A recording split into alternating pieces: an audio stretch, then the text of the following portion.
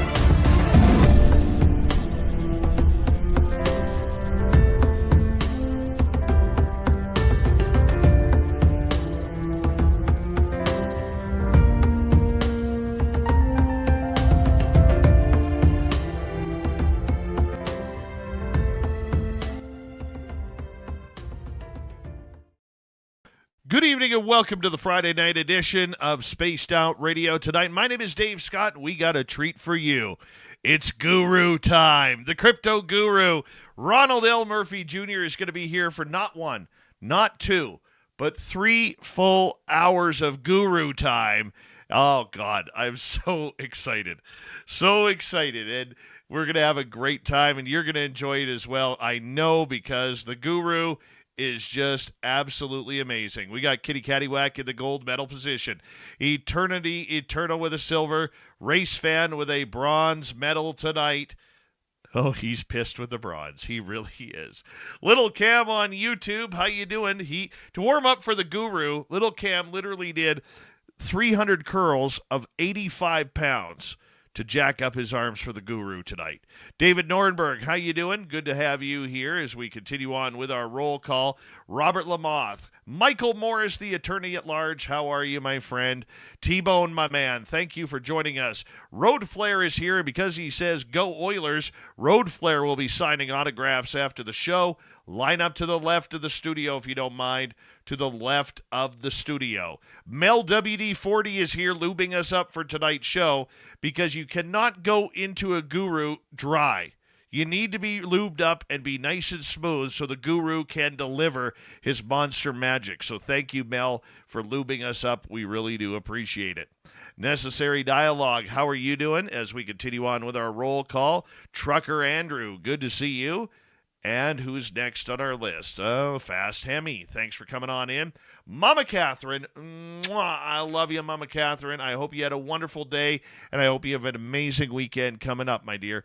And send love to everybody, if you don't mind. Yes. Scrolling on down, we say hello next to, well, let's just keep on scrolling. Steve Garza, how you doing? Good to see you.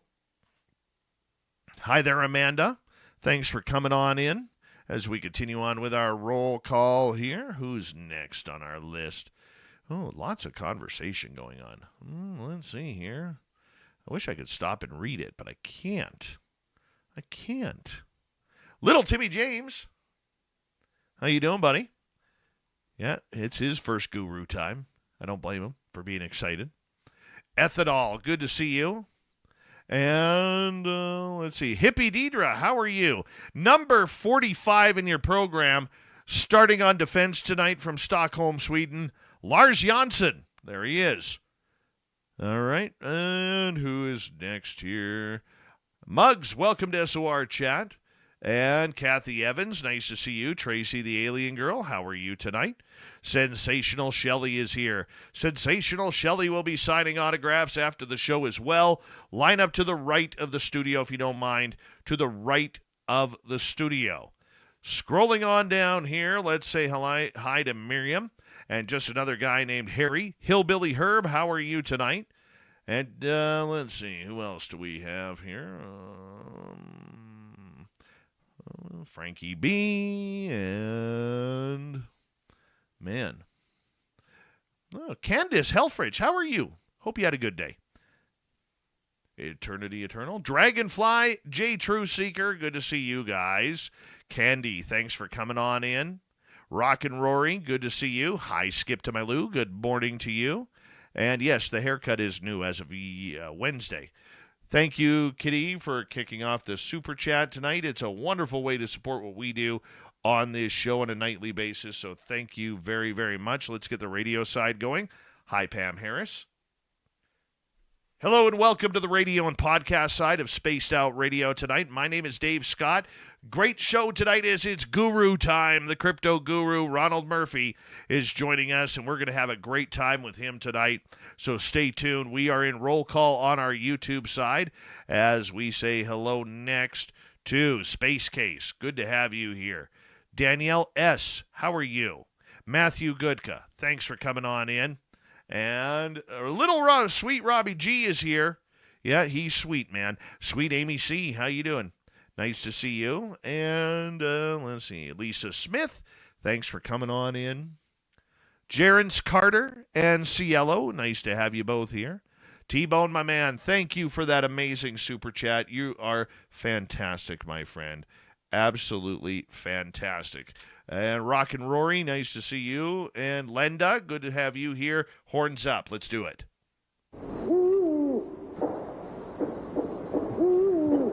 Are you ready to hear your mystic voice of the night? It's time to wake up. He's here. Shush. Be quiet. He's ready for you to listen. Let's point our ears towards the little cabin in the woods, where together, my friends, we own the night.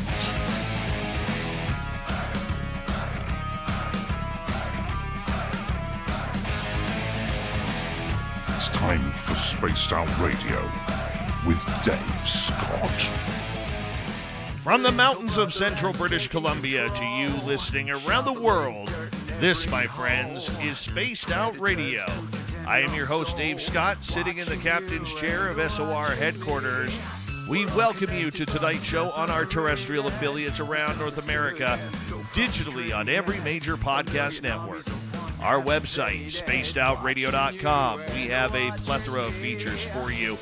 Rock out to Bumblefoot. Read the news wire. Check out our swag as well. You can follow us on X at Spaced Out Radio, Instagram at Spaced Out Radio Show, and on Patreon in the Space Travelers Club. Tonight's show is brought to you by Chive Charities. Help make the world 10% happier by visiting Chive Charities today. You can find them on our website.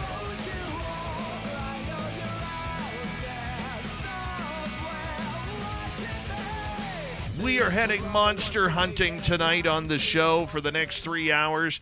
The man we call the Crypto Guru will be here to talk all sorts of monsters, legends, and about his great collection of books on this subject. If you've never heard the Crypto Guru talk, you are in for a real treat tonight. Then in hour number 3, Swamp Dweller will join us, but it'll be Guru time for that hour as well. We're going the distance with Ronald L. Murphy Jr. This is a man and a myth and a legend all into one. Known as the Crypto Guru, I wonder how he got that name, is a seasoned folklorist and cryptozoologist with over 30 years of experience delving into the mysteries that blur the lines between myth and reality. His extensive research focuses on the historical and psychological underpinnings of legendary creatures, aiming to uncover the archaeological type of the monsters that populate our collective imagination. Guru's work is characterized by a meticulous examination of folklore and its connections to contemporary reports of unexplained phenomena. You can find all of his books on Amazon under Ronald L. Murphy Jr. Let's bring him on in. Guru, it's good to have you back on Spaced Out Radio, my friend. How are you? It has been far too long. All right, so you can hear me okay? Good. I always worry about quality because, Dave, whenever I'm in the studio with you, you appear as an epiphany from a Greek god, with that beard and that haircut. It is as if I am now on Mount Olympus talking to one of the titans. So I hope I look nearly as good as you do, my friend.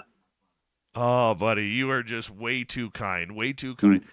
You know what I want to talk about with you just for a couple of minutes here is your history, because you literally have been coming on this show since this show was about 4 months old. Literally 4 months Yes. old. That's almost 10 years. That's over 10 years ago, my man. It is. Well, you were the first show that I had ever done. So in my role of the paranormal, writing about all this kind of stuff, your show was the first show I appeared on, which is amazing whenever you think about that, right? And I was just getting started, right? I had one book out. I had no idea how to network. I had no idea how to promote myself.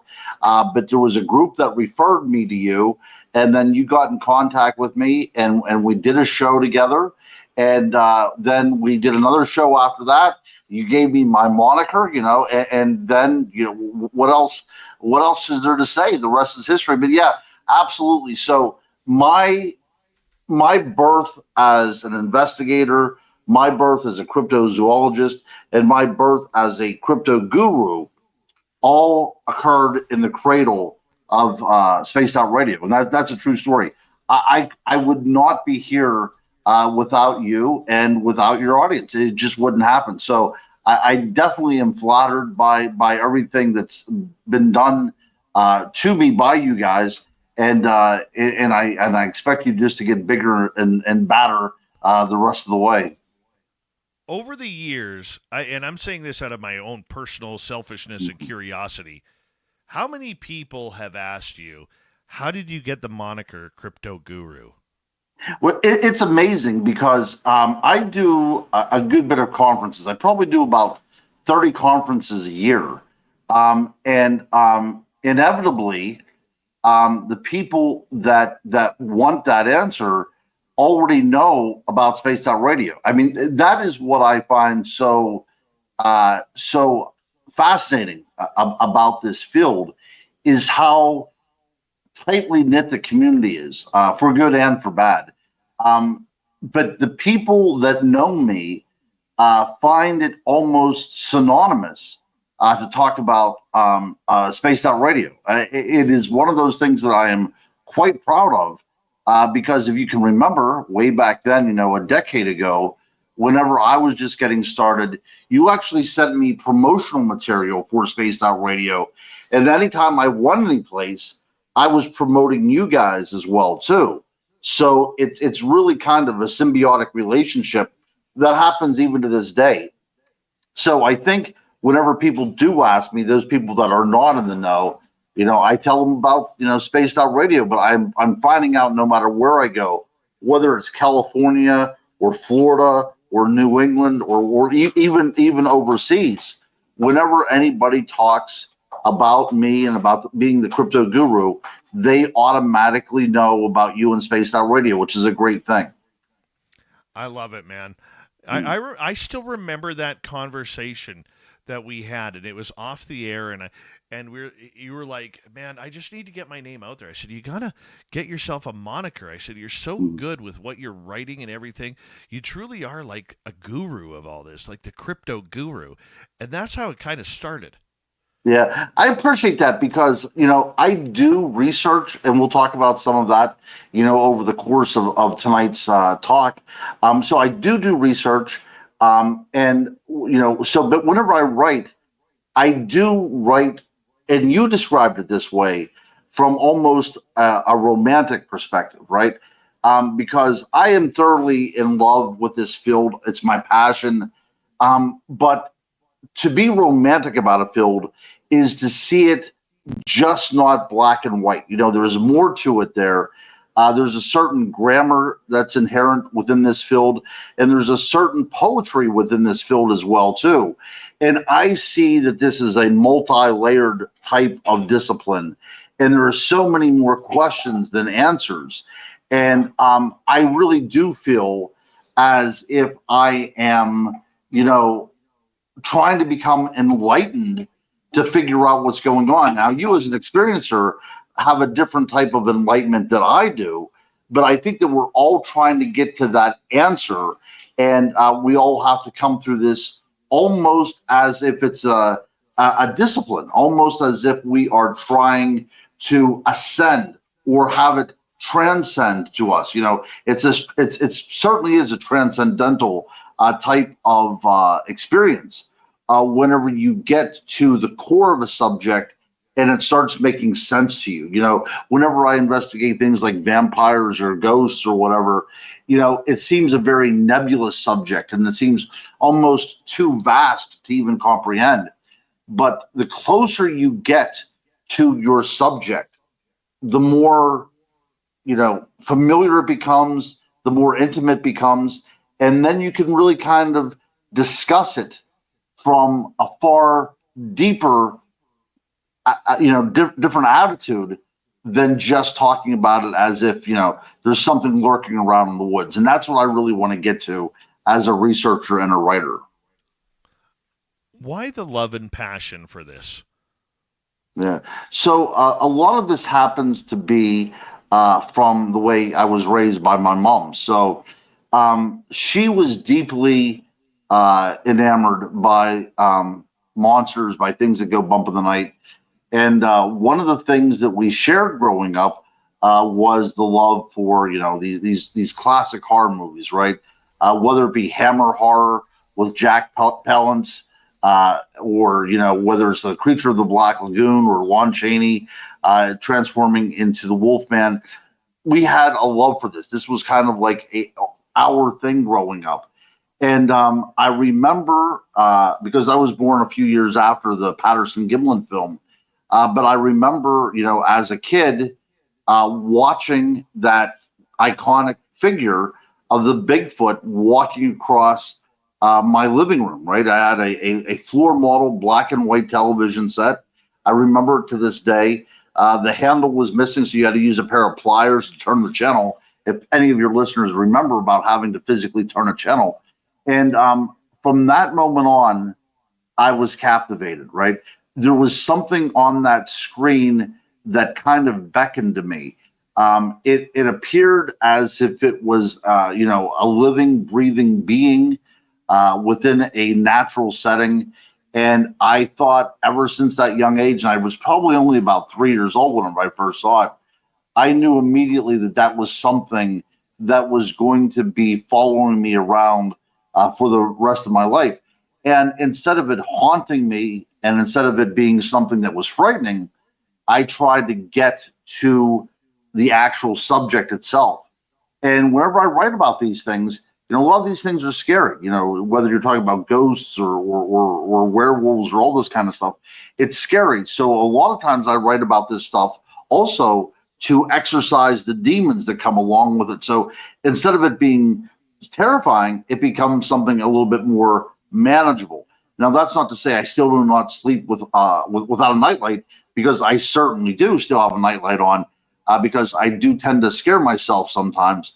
But at the end of the day, I am here because of my mother's influence, because of my love of the academic study of the unknown, and because I'm still wondering what is creeping around in those shadows late at night, and if that tap on my window is a tree blowing in the wind or something far more sinister.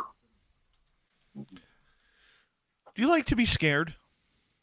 I do.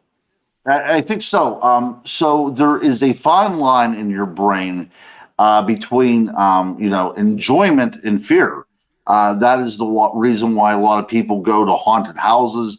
That's the reason people enjoy amusement park rides like roller coasters. So within our brain, within that primordial part of our brain, there is something that is exhilarating about being frightened. And it's the idea that we live in a world that is pretty domesticated and pretty tamed. So whenever we are frightened in a way that flight or fight response doesn't really kick in, because our lives are not dependent upon it. We're scared. We have that rush, but we really have no fear of death whenever it's involved in, watching a scary movie, or, like I said, an amusement park ride, or driving quick, or skiing or surfing, what have you. But when we go out into the woods looking for cryptids, or when we go into haunted houses hoping to make contact with the other side, whenever we start crossing that line into the liminal zone, into that other world where they live, right? When we leave our world behind and we start trespassing into that shadowy world of the unknown, that's where genuine fear lies, because we don't know how they're going to react to us, right? And what they are is the question that we're trying to get to. So when we go out there into the woods and when we go out there and investigating things, we really do not know what our quarry is. We're out there kind of with a sense of intuition about what might be going on. But at the end of the day, we are really jumping head first into an engulfing fear. And if we do not learn to swim within that fear, we will drown in it. So right now, I'm kind of treading water. I guess we all are.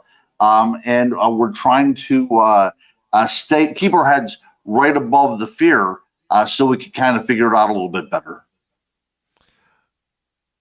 What scares you then?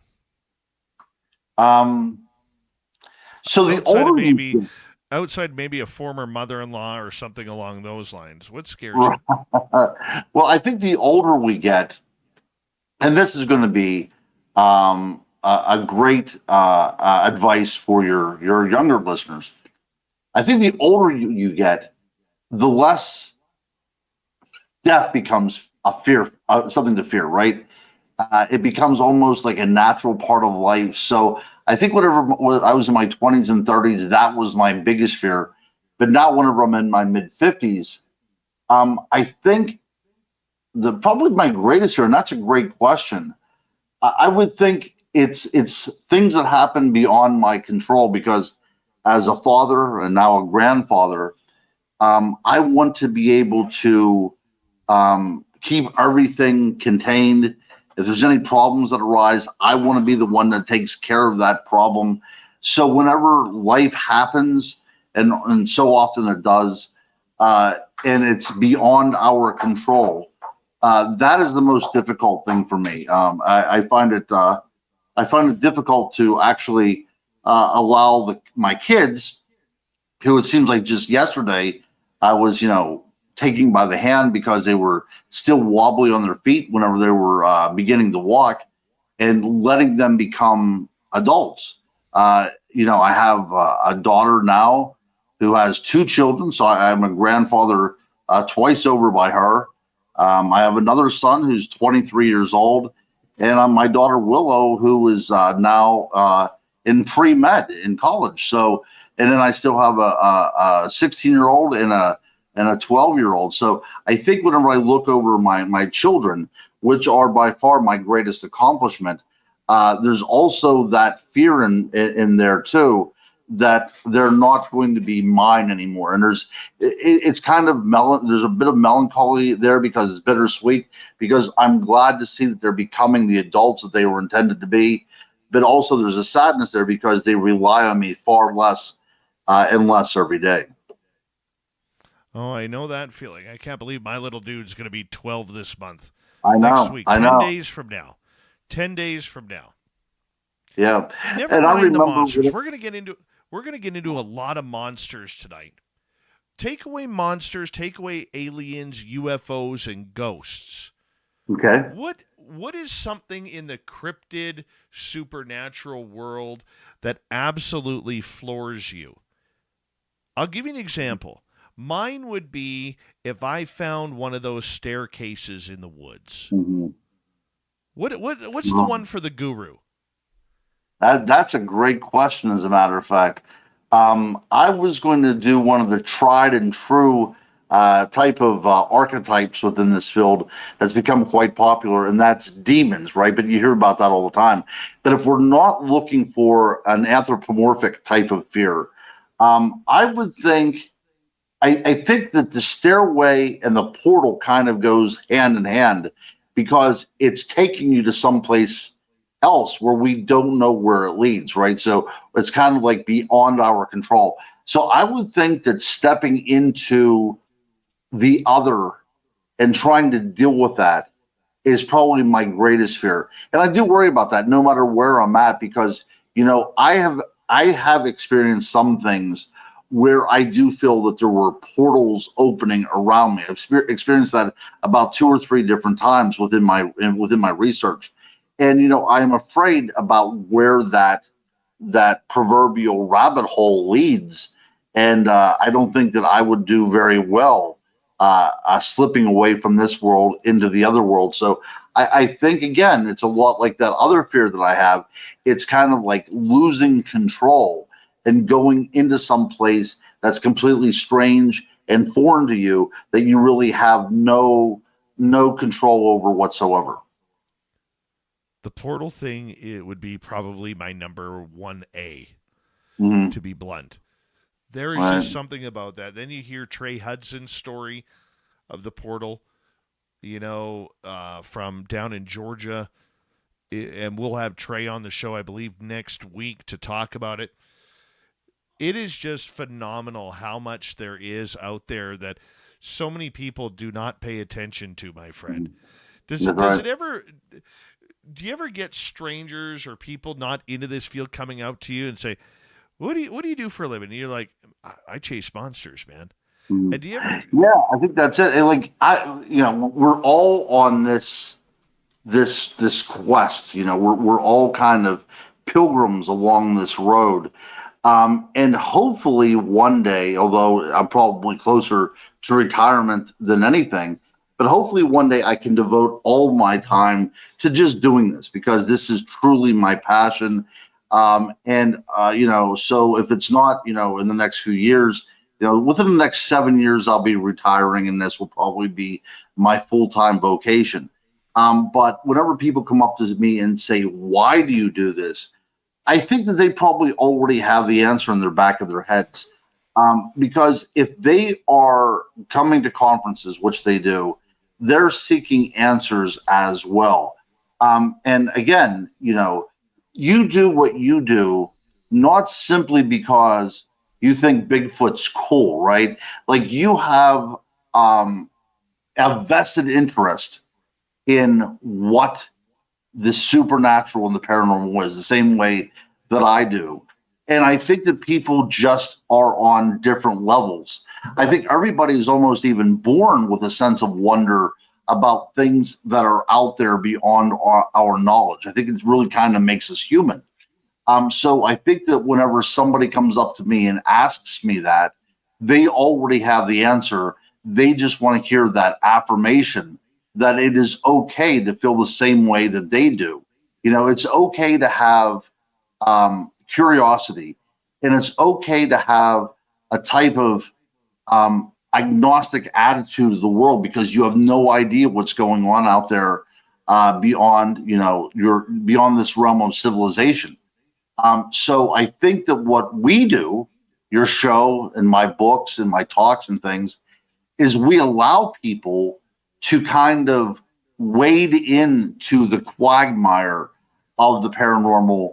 And whenever they get in too deep and it starts making them uncomfortable, they can quickly, step on the shore. So I think that what we allow is we're kind of like a gateway from, people who have a bit of a curiosity about the field to the people that really want to get involved. And as we talked about earlier, the deeper you get into the field, the more frightening it becomes. And it's not often because of the monsters that we seek. It's from our fellow investigators that it becomes quite more disturbing, I think, than any monster out there. 30 seconds to go. What is your biggest feeling towards this community? How much love do you have for it, and why is it fun? Well, so I do have a love for humanity as it is. All right, I have deep faith in humanity, and I still have faith in this field as well too. I have a lot of very dear friends in this field. There's a lot of good researchers out there. I'm just holding out hope that those people who are still unscathed, I guess, by this world, who are yet to be jaded by this field, staying wide-eyed and curious. And hold that thought, Guru. Okay, hold sure. that thought. The crypto guru, Ronald Murphy. He's up next. We got him for 2.5 more hours. It's going to fly on by. I promise you that. This is Spaced Out Radio.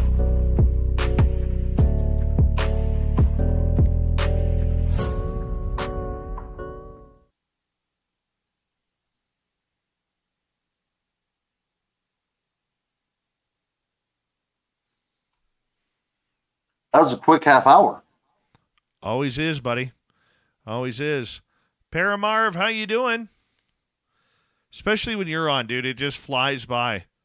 Well, I appreciate that. Yeah, man. You're amazing. Well, we work good together, my friend. That's the thing. Yeah, we do. And look at all these people that you have mentored along the way, too. You know, Jessica, Lola Bright, and Science Ball. I mean, these people are all doing Brian Bowden. I mean, all these guys are doing great things. And if it wasn't for you, they wouldn't be doing this. Oh, I know. And it's thank you for that. Turn your sound up, JFCO, because my levels have not changed all night, and they haven't changed in a week. I have them all set. So I'm sorry, but it must be on your end, because if I talk any louder, I'm going to be shouting and then breaking my I can't turn my levels up anymore, I guess is what I'm saying. Because then it'll throw everything out of whack again. So, yeah. No, I am. I think I like the monster side.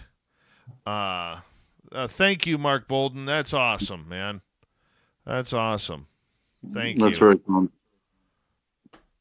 Guru is always a good show, man. It's solid. Wait until we get into the monsters. We haven't even touched the monsters yet. Blue Cruise, how you doing?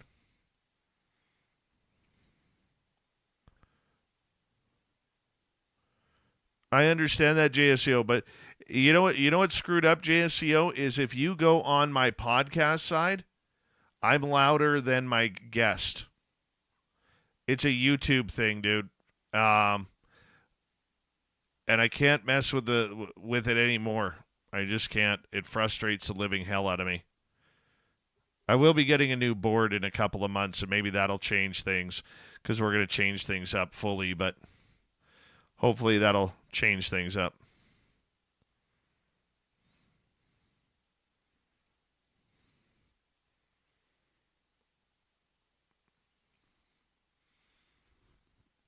I keep what screws up my audio is about twice a year Microsoft does this update that just absolutely beats the tar out of all the volume levels. All right.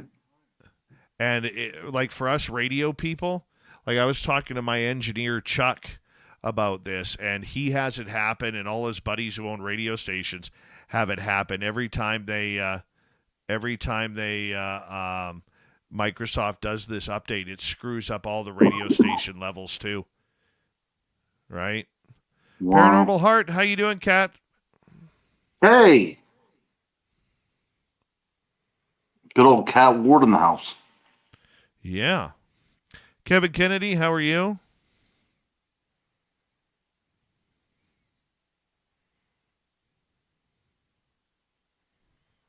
We got about 1.5 minutes, dude. Okay, great. No worries. Excuse me for yawning. You're not boring me. I just had a long day today. Oh, yes.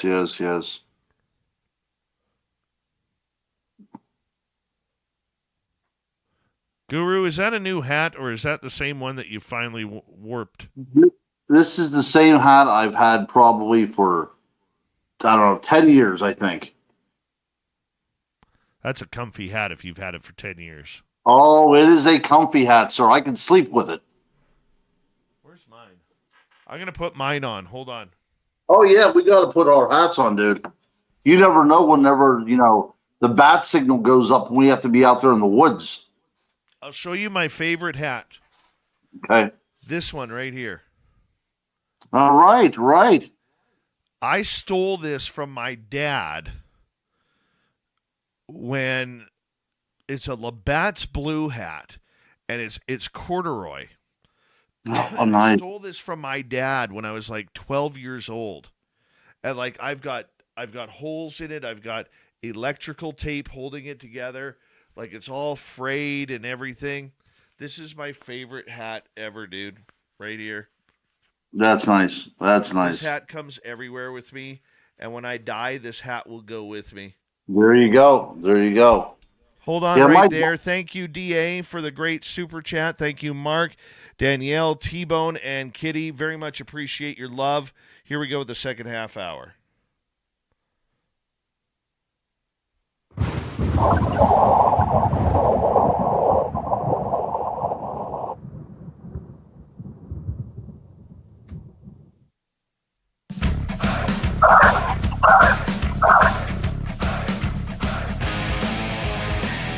Here we go with the second half hour of Spaced Out Radio tonight. My name is Dave Scott. Thank you very much for tuning us in wherever you are on this beautiful planet we call Earth. Reminder to all of you, because I do this each and every night, remind you that you can, what can you do? No, I forgot. No, I'm kidding. You can download all of our archives for free on YouTube or any major podcast network. Our website, spacedoutradio.com. We have a plethora of features for you. Rock out to Bumblefoot, read the news wire, check out our swag as well. Follow us on X at Spaced Out Radio, Instagram at Spaced Out Radio Show, and on Patreon in the Space Travelers Club. Here we go. The crypto guru, Ronald Murphy, is here. You can find all of his books on monsters and legends. And Guru, we are so glad to have you here for the full show tonight. Again, I appreciate being on here.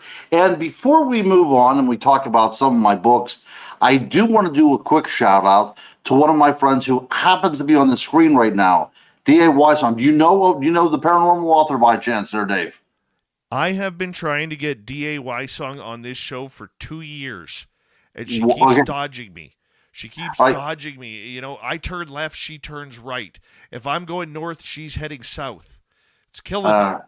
Yeah, so this will be my goal then here in the next few minutes is to get you two together because I have been, I've been a friend of hers for a while now, and she was kind enough to ask me to write a foreword to her newest book, which is in her Monster Hunter series about the Pukwudgie, one of my favorite subjects here in the eastern part of the United States. So if you folks want to have a good read and learn a few things along the way about the elusive Pukwudgie, the Monster Hunter series by that person right there, D.A. Wysong, paranormal author, and then whenever you have her on the show, Dave, she has quite a series of books here that are all very enlightening and fun adventures. So hopefully you guys will be able to set a time, because that is one of those shows that I would definitely stay up until 3 o'clock in the morning my time to listen to. Oh, that is awesome. Yeah, I'm going to have to convince her. To convince her to come on in. Maybe I'll have to send her like an autographed 8x10 or something. You know what? That's how I did it. Yeah, that's how I did it. Now you could elect to do full nudity or not. I do go full nudity on my 8x10s, but that's just me. But yeah, so whatever happens, I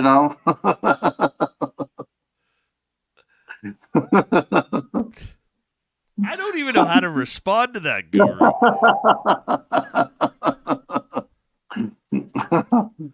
Oh, Let's move on to some monster talk, because I'm a big Bigfoot guy. I know you are too. I know you love a good Dogman story. You were just mentioning the Pukwudgies there a moment ago. I know you love the fairy realm as well. So let's start there. Are people really seeing fairies? absolutely. And people are seeing fairies, and they're confusing them, in my humble opinion, with other phenomenon. So I think when we talk about aliens, we talk about Bigfoot and Dogman, all this kind of stuff, I think this is just me here. I think that instead of going out into the forest looking for several apex predators as well as visitors from other planets, we might start investigating something far closer to home and think that what we might be investigating is emanations of the world itself. And that's where fairies come into play, elementals come into play. And if you look at the history, not only of the little people in Navajo legend or the Pukwudgie in the Wampanoag legend in the Massachusetts area, but whenever we look at fairies also in the British Isles and really throughout Europe and actually throughout all of the world, even in Australia, we see that this idea exists of sentient beings that are part of the world itself that's able to shapeshift into various forms and interact with us in a way that could be either beneficial or completely malevolent as well too. And this could cover all kinds of things. This could cover the definition of hauntings, of a close encounter with an extraterrestrial race, Bigfoot, Dogman, Thunderbird, whatever you think about. So if you folks would like to delve deeper into that, I wrote a book called On Fairies a couple of years ago, and that one is available as well too, of course. And that is one of those things that I like to go into deep dives, as we would say, Dave, and try to let's say we try to go in there and propose a lot of different questions. Now, fairies, of course, is something that we could talk about for 3 hours. And if anybody, signs up for the archives, there's plenty of shows that you and I have done that cover fairies for 3 hours at a time. But yeah, it's absolutely one of my favorite subjects. And I just feel as if the elemental, if the fairy might be that linchpin that really kind of connects all this stuff together. And that's where my research is going, at least at this juncture. Where is the fairy realm? Right here. It's in our world. It exists within our world and right underneath our world as well too. It's that natural frequency of the universe that we have decided to step away from, right? So because we've stepped away from it and we no longer recognize it, that does not mean it still does not exist. And I think that when we talk about agricultural societies, we talk about people that were very close to the earth, their knowledge of the fairy world and their belief in the fairy world was much deeper than we have right now, right? We live in homes, we turn on electricity, we drive away the darkness. We live in a fairly domesticated ho-hum type of world. But when we step out into that world, which we now think is so strange to us, and it shouldn't be because we are from that world, right? We are birth on this planet, the same thing as everything else. But we, in our humanity, have decided to separate ourselves from nature. So now everything in nature is foreign to us, and it's now become fearsome. But that's not the way it's intended. But I think that whenever we go back into that natural realm, and even though we might not sync up with that frequency, we can at least recognize that frequency is there. And once we recognize that frequency is there, it's almost as if there is a connection made and a circuit is now formed. And we are now able to look into that invisible world that now becomes slightly more visible to us because we accept its possibilities. And here I thought the fairy realm was what Inner Earth was made of. Well, people have suggested that too, right? People have suggested, that, and if you look in the Middle Ages, there's a great story from England called The Green Children of Woolpit.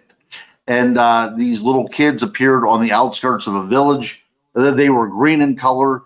They spoke a language that nobody could recognize. They only ate vegetables. And through time, they learned our language, and the green coloration on their skin eventually went away. But whenever they were questioned about where they came from, they said they came from a land that was inside the earth. And, apparently, according to these children, had its own sun. It was almost a duplicate of this world, except it was inside our Earth, and they simply got lost and they found their way to our world. And yeah, it's a very interesting story if anybody cares to read about it. It was a brother and sister. The brother died quite young, right after he was baptized, as a matter of fact. And the sister, she lived for a while. She ended up having kids and getting married and all that kind of stuff. But it's a great look into that world of the fairy realm. And of course, like I said, this is in the early Middle Ages.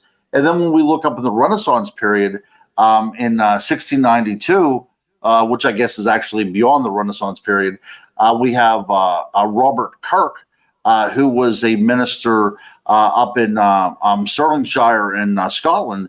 And he too said that he had an interaction with the fairy realm, and they also were from inside the earth itself. But a lot of times, whenever people are saying that they're from inside the earth themselves, I'm thinking that's almost kind of like an allegory, that they come from someplace else that's right in our world, and they just simply don't have the verbiage to communicate that. For people wondering what a fairy looks like, everybody would think first and foremost probably Tinkerbell. Mm-hmm.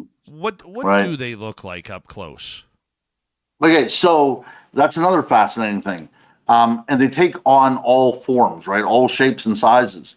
But if we were whisked back in time to the Middle Ages, we would expect to see a fairy as somebody or something that will be slightly smaller than we are, not like nothing diminutive, but slightly smaller than us.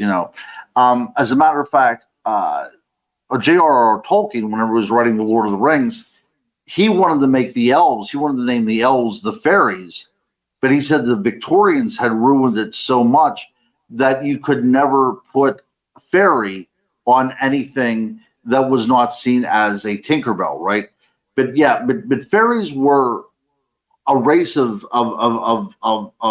anthropomorphic entities that were very similar to us. Sometimes they would have pointed ears. Sometimes their skin would be slightly different than ours, but they would take on various shapes and sizes as well too. There was the Giant of Yorkshire, which was a fairy creature that was said to be, of course, by name, a giant. Right? He would wait along the side of roads for unwary travelers, and he would snatch them. And you could hear him coming because you could hear this faint, this dull kind of thudding sound, because he would take the heads of all the people that he captured and cut them off and wear them around his belt. So, you do have the smaller type of fairies like the brownies that were said to inhabit your home, and they would do your clothes and mop your floor and all that kind of stuff. And the leprechauns who would do all of your shoe work and everything. And then you also have the giants.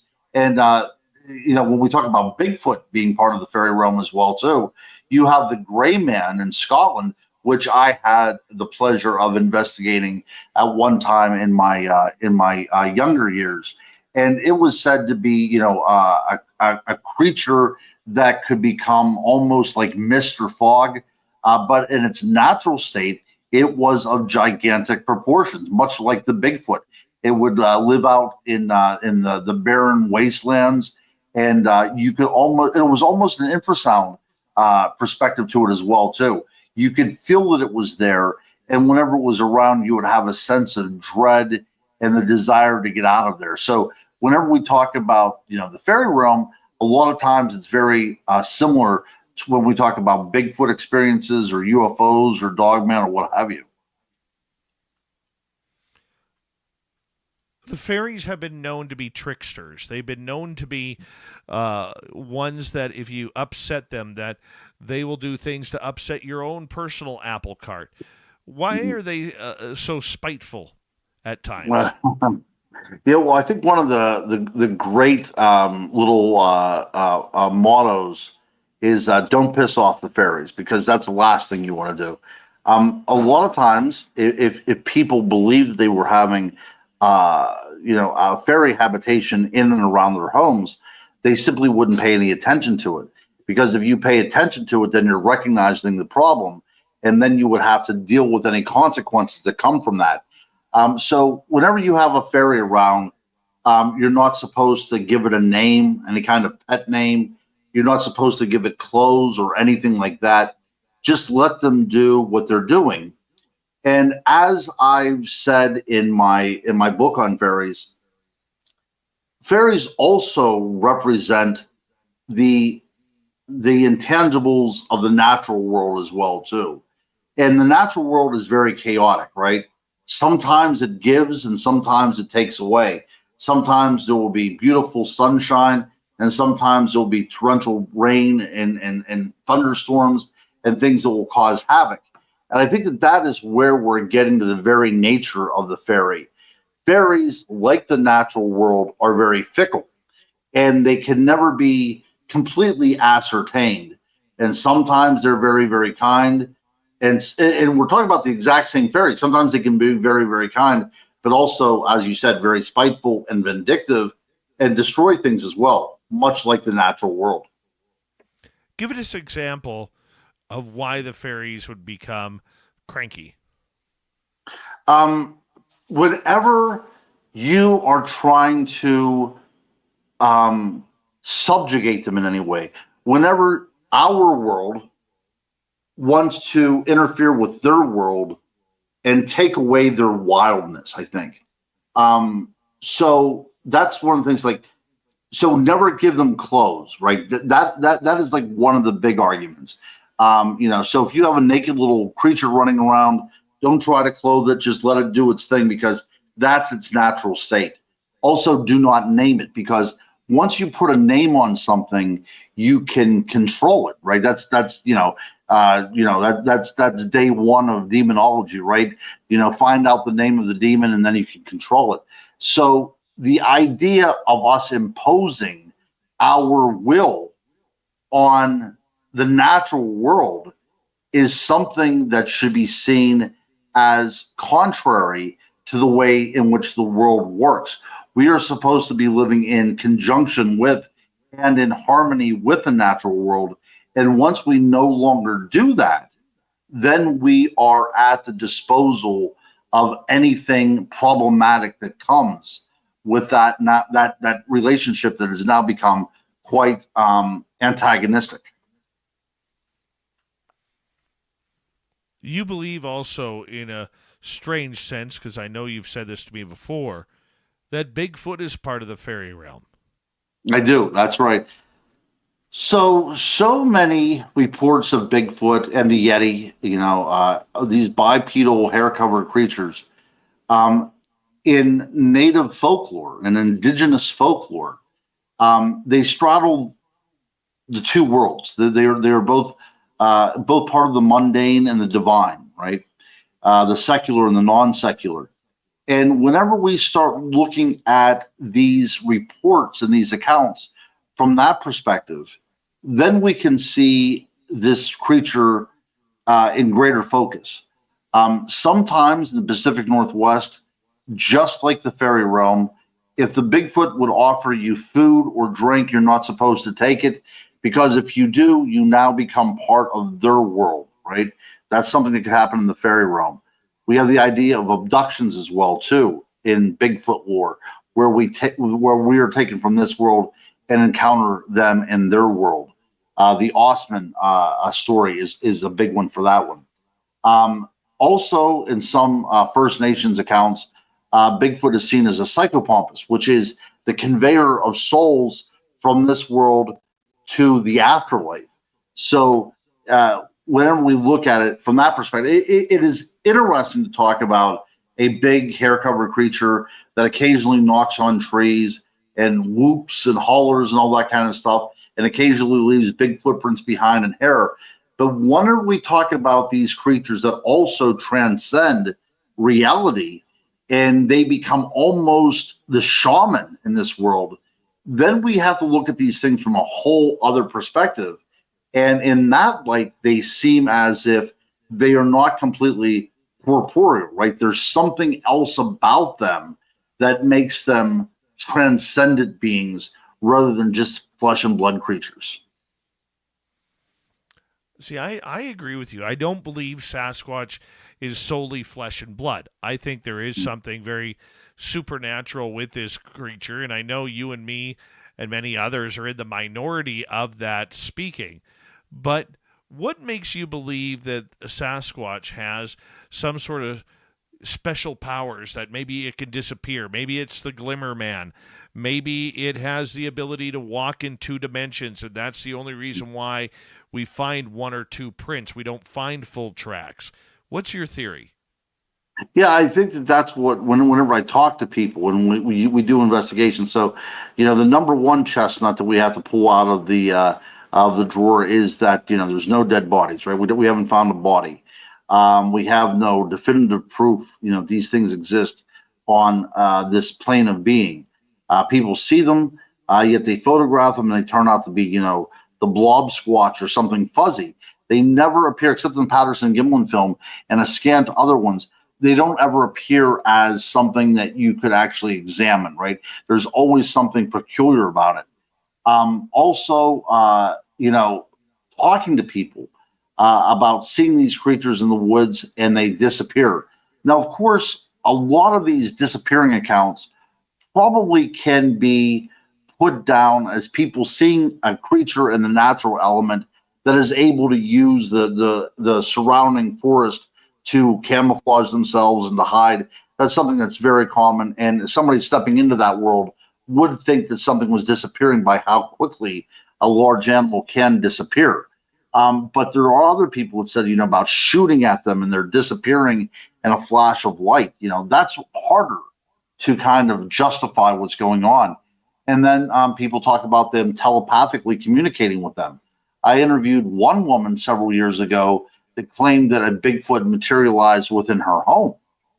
She called it her laundry ape because it first came to her whenever she was doing her laundry. And she said that it was so tall it had to actually bend over where its head would have touched the ceiling. And he would watch her. And it was like one of these things where he telepathically communicated, don't be afraid type of thing. And it wasn't like that she lived out in the woods. She lived in an apartment in suburbia. So she wasn't out, out in nowhere land. And she said the thing would materialize and watch her do the dishes, observe her mopping and using the vacuum cleaner. And she said, of course she was very frightened, but it exuded this type of energy, and which was very calming. And she said he observed her for a while, and then he just completely disappeared and never came back.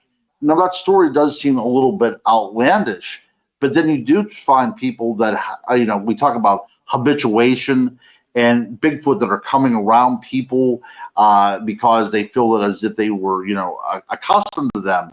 But, also people say that they've been playing with the family of Bigfoot since they were children. So you take all these things into account, and it doesn't seem as if we're dealing with a creature that relies solely on instincts like a grizzly bear or a mountain lion. It seems if we're dealing with something that has an intelligence, and if it is able to appear and disappear at will and communicate telepathically, then what the hell are we dealing with, right? We're not dealing with just an animal. We're dealing with another species that is beyond our comprehension, the biological world. Why is it so hard to comprehend that it could be real? 40 seconds. Yeah, I don't think that it's because, science hasn't put it down on the table and, eviscerated it and, gave it Latin and Greek names. That's the biggest thing. People, in our hubris, we will never accept that things exist out there unless we prove that they exist. And that's the big thing. And that's why we need Bigfoot. And that's why we need all these kind of cryptids and monsters, is because they make us human.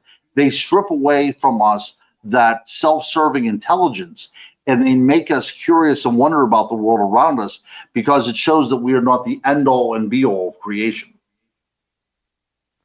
Guru, I'm going to get you to hold on right there because we are going to go to break here at the top of the hour, and it is always wonderful to have the crypto guru, Ronald Murphy, on Spaced Out Radio. You can find all of his books on Amazon under Ronald L. Murphy Jr. Yeah.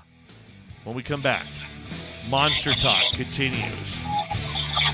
With the Guru.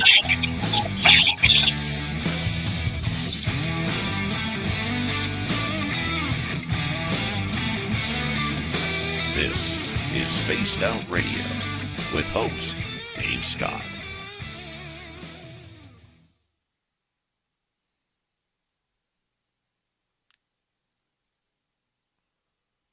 All right, Guru, we got about 6 minutes here, just over. I'm going to take a quick break. I'll be right back, okay? I'm going to put you in the green All right, room. I want to take a break too, buddy. I want to take a break too.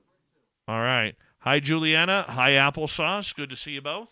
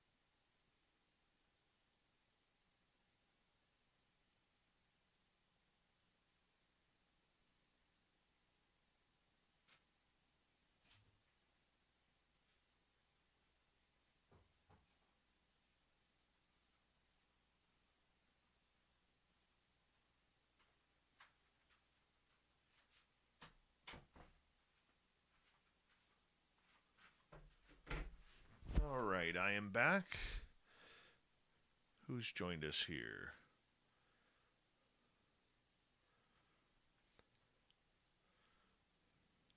Damian Wyatt, how are you? Multi-Troy63, welcome to SOR Chat. Let's bring in the Guru. There we are. Guru, what's happening? Hey. I had to charge my my phone here. Let me see here what's going on here.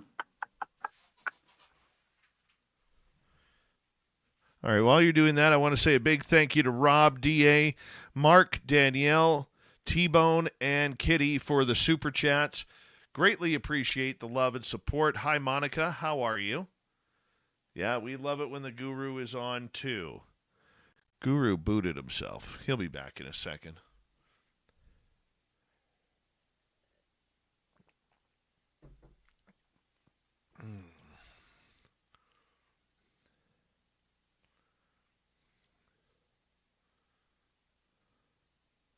I love Pittsburgh. Been there a couple of times. Great city. Here we go.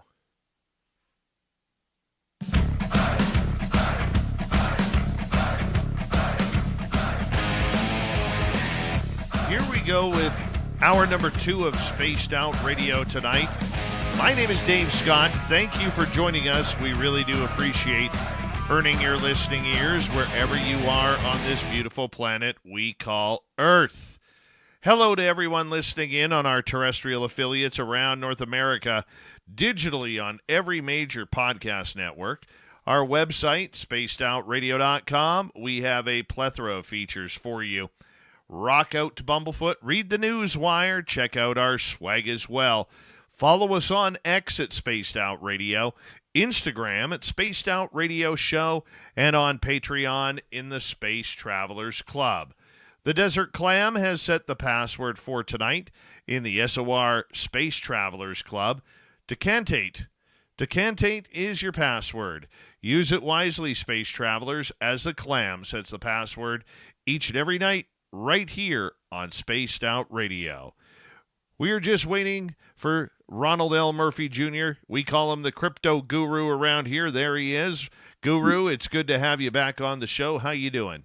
Good. Yeah, I hate whenever that kind of technological problems happen because I'm not very technologically literate. But yeah, we were able to get back on, so this is good. Well, you know what? It is awesome, and we're going to kick off this hour with a question from Trucker Andrew, who is asking, Guru, have you ever come across Dogman personally? Well, I will tell you this story, and this is something that so it's very subjective, okay? But I will tell you the story that I had. So I was investigating an area that had several legends going back maybe 30 or 40 years about werewolf-like creatures inhabiting a particular environment. It's in Western Pennsylvania. And so I was down there with another investigator, and it was probably around 10 o'clock at night. It was in the fall, so it was pitch black. And we started to notice in the environment a lot of strange type of electrical phenomena. It almost looked as if you pulled a blanket off of a bed in the wintertime, and you'll see those sparks, the static electricity. That's what we were noticing around us. And pretty soon, the gear that we had, the recorders, the camcorders, all that kind of stuff. Now, this is going back to camcorder times, right? So the actual tapes that you would have to put into the camera. So it's going back that far. But our batteries were being drained. Our flashlights were starting to dim. Whatever was happening within the environment, there was something definitely sucking energy out, okay? So we turned to get out, to get back to our cars, because by this time we're getting a little bit spooked. And we see a light emanate in the path on the direction on which we have to go back. So we're startled. We had never seen anything like this before.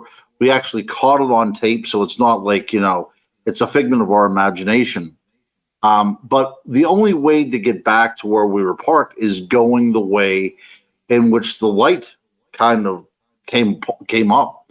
And as soon as we get to the area where that light was, we hear off on the right side of us in the woods something following us, something snarling. You could actually hear it taking in breath. And we did not see anything, but in our mind's eye, now, again, of course, psychologically, we're down here looking for a dogman creature, but psychologically in our minds, we could see something that was very canine looking, right? I think we say canine looking for a couple of reasons. I think number one is because of the overall features, the muzzle and the teeth and everything. But I think that we also call it canine as well, too, because there's an intelligence to it and also maybe even a bit of familiarity. I think somewhere locked within our primordial DNA is a cultural memory of what we would call dogman. I firmly believe this. So I think that what happened, this is just, again, complete speculation about what's going on, Dave. But I believe that light that we saw coming on may have indeed been a portal that opened. I know that sounds, melodramatic and everything, but I'm just telling you what I experienced. It seemed as if all that energy that was going on, the taking of the energy out of the environment, the taking the charge out of our electronics, it seems as if there was something drawing electricity in order to open something up. That's the way it seemed to me, because I will tell you, before that light came on, I don't feel as if there was anything in those woods with us.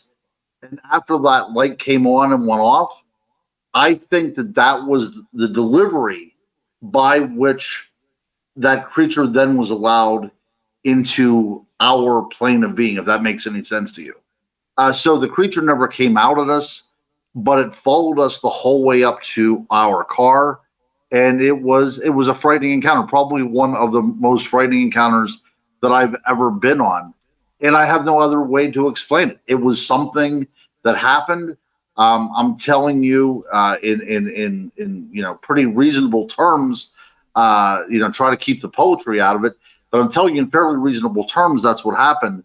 And I cannot wrap my mind around it any more than to suggest that what we encountered was something that stepped out of another world into our world. And if you want to give that thing the name Dogman, so be it. But that's what we were looking for, and I think that's what we encountered. Explain to me the energy that you felt around this creature, because I think a lot of people, people have this intuition that they just do not connect with. That feeling that somebody's watching you, and say you're sitting in a cafeteria at the mall, if people actually still do that, or at Starbucks or wherever, and you look over your shoulder and there's somebody staring at you, or there's a kid staring at you. Or let's say, you're in traffic and all of a sudden you're like, I'm wondering if I'm going to see that a Ferrari today, and all of a sudden the next thing you know, you see a Ferrari pull up. We have this intuition when things are going to happen, and I believe the forest is no different. There are times when I walk into the forest and that every eye in the forest around you is staring at you. I mean, what kind of energy was this putting out for you? Excellent question. And this will be something we could talk about on the show that we've never talked about before. So if any of your listeners are interested in this idea of intuition and this idea of feeling, okay, I suggest that you look up the research of somebody named Rupert Sheldrake. Sheldrake is his name. He's still alive. He's still active to this day. And he came up with something called morphic resonance, which is basically the idea that we learn from our species, right? Like, so what somebody else has learned in the past, we can now understand it. So it's kind of a complicated theory, but in essence is, if it happened to us somewhere along our human evolution, we can still understand it to this day. So I think that within all of us, we call it flight or fight, all that kind of stuff.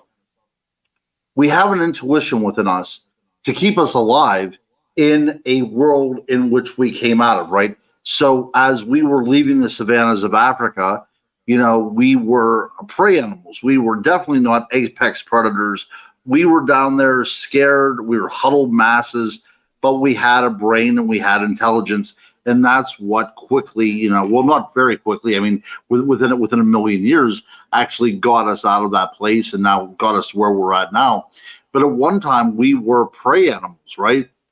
So that idea of intuition sticks with us even now. So if we were in a foreign area, especially in the woods, part of that brain that we're no longer using kind of kicks in and says, there's something out there that you need to be afraid of. And I think within that morphic resonance that we understand that there's a predator out there or what have you, because I have felt like a prey animal a couple of times, and that's a very uneasy feeling. But I think what was going on in the woods whenever I encountered the light, I think that there's natural energies out there. We talk about this kind of stuff all the time as well too.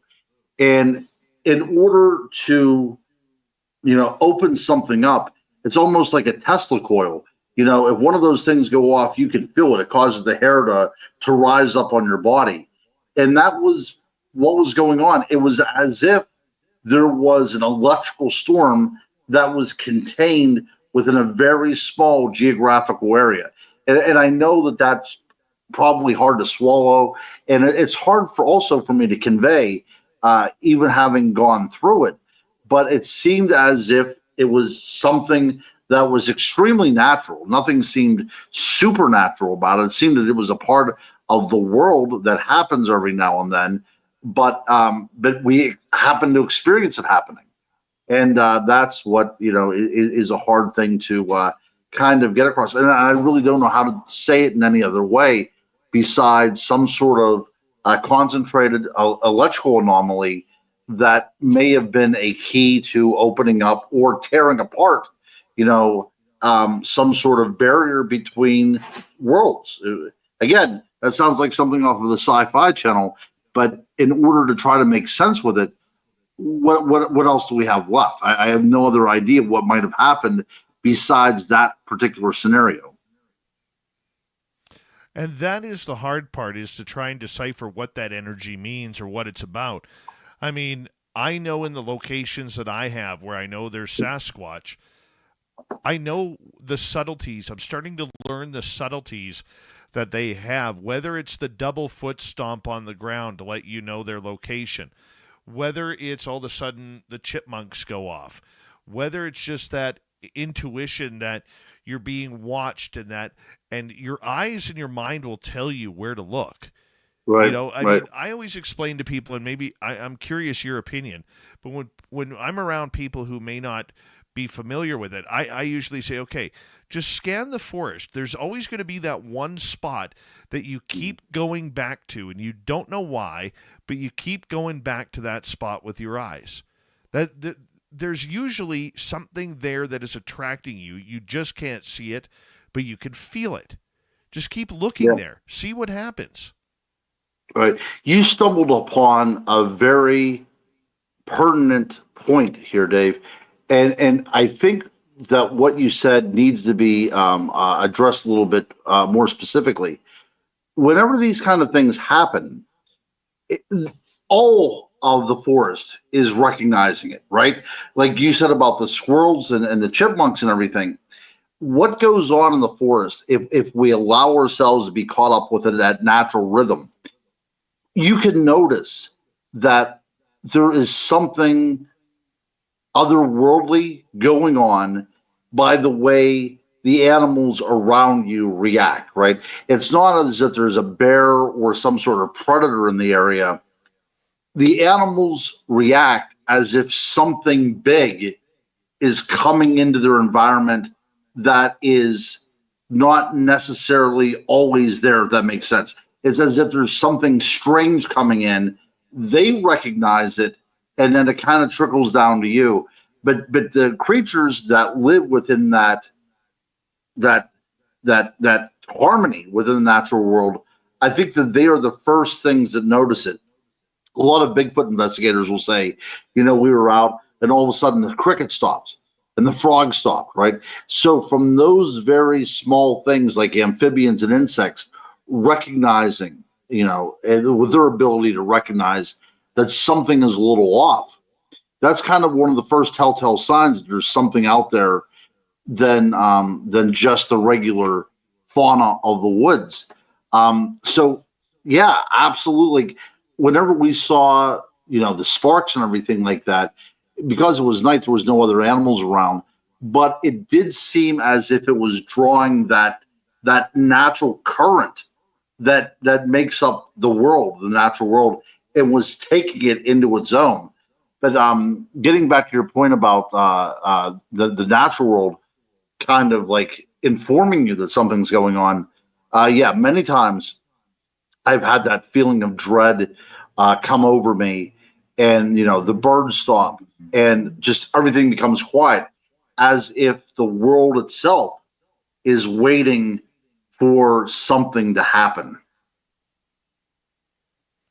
Yeah, I mean, I don't know what that feeling is, but that gut feeling, that intuition, when you're out in the forest, and we've proven it before, like not on camera, but proven it to myself, where all of a sudden, we're being watched. I turn around, look behind me, and there's a deer like 80 feet away from me.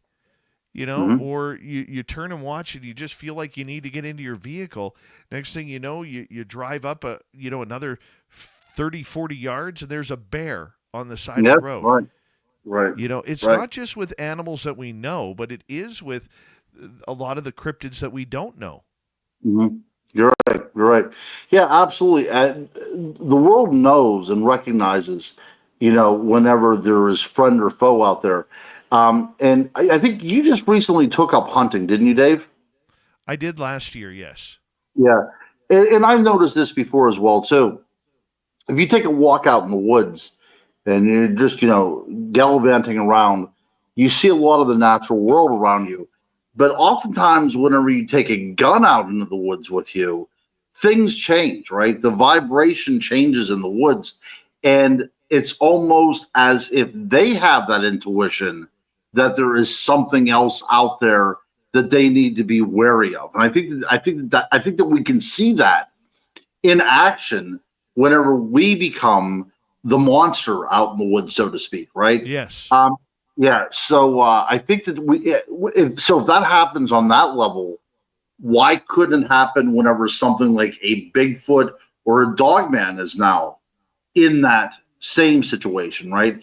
Now the world around you is recognizing that there's something out there, and now we are getting that gut feeling as well that there's something out there. So we are almost like the squirrels and the chipmunks. We feel that there's something else out there that isn't quite right, and it may also harm us. I think we as humans very rarely feel the instinct that we have become the prey and we have to elude the predator. And I felt that one time, and that is whenever I thought that I had the encounter with the Dogman. I felt completely as if I were the target and something was prowling and I was being stalked. That's the first and only time I ever had that feeling. And it was, uncanny. It was one of those feelings where, it's part of me, but it was so alien and strange to me that you almost had to sit there and be mindful and kind of reflect upon what it means. Because as I said before, this is part of our instincts that are there, not completely atrophied away, but they're laying there in a dormant state until something like this happens. And then you get a sense that is so primordial that it affects that part of your brain that still has that animal in it. And that's whenever we become a little bit more, almost psychic in a way. We almost become, the intuition becomes to the point that we feel what is out there, and that feeling kind of informs us about what is out there after us. If that makes any sense to you whatsoever, it's as if your body's kind of whispering in your ear that there is something out there to be afraid of. And the reason it's there is because it's to keep us alive, right? It's going back whenever we were being hunted by bear and we were being hunted by saber tooth and all that kind of stuff. It's that whisper in our ear from our intuition to say, hey, you better get out of this situation or you might be unlived very quickly. What's it like being hunted? Well, we as humans don't do very well with that, right? We don't have any claws to defend ourselves. We're not very fast. We're surely not as fast as the animals out there in the woods. So what we have developed is a brain, and you have to rely on that brain and everything that brain informs us. And that's where feelings and emotions are stored, and that's also where intuition comes from as well too. So the idea that we are now on a level with the natural world and we are not the pinnacle of that world, that's the most uneasy feeling that anybody can have. That's what puts us in our place, right? That's what kind of tells us, hey, you drive a car, you have satellite television, you have all this kind of stuff. But out here, none of that matters, right? None of that matters at all, because if I want to, I can tear your throat out, right? I mean, that's really what it comes down to. It's that overwhelming fear that we can be at any time taken, by a predator, and there's nothing at all that we can do about it. When we got hunted last year. Yeah, I want to hear this. Yeah, please. I think this is necessary to hear from your point of view, and also for the viewers as well too, because so few people know about this. When we got hunted last year, coming out of the forest, where we were literally, escorted out. We never saw the creature. We could hear it all around us. When we hopped in our vehicles and started to drive away, it shrieked two really loud whistles right behind us. I think the most part about it is when you're trying to get out, everything happens in slow motion. Mm-hmm. And it seems like you're just never going fast enough, and it's following you out, and you're waiting for your vehicle to get rocked, and hit by something. You're waiting for that tree to fall to kind of cut your exit strategy out of the way. I mean, it is absolutely terrifying for when that happens. And I pause because it's hard to explain. I've never been hunted before. Okay, I've been the hunter, but I've never been the hunted. And look, I know people who've been hunted and stalked by cougars and black bear and grizzly bear and wolf packs. I don't know what that's like. That hasn't happened to me. But I do know what it's like to be the small man in the forest when all of a sudden something around that you cannot see and you can only hear, and it's not making sounds like a bear, or it's not silent like a cat would be. It is absolutely terrifying. It is terrifying. It's uncomfortable. It doesn't feel proper, and it really messes with your senses and with everything that you stand for. And I don't like it. I don't like it at all. Guru, you hold on right there. We're going to get some audience questions at Dogman Talk next with the Guru.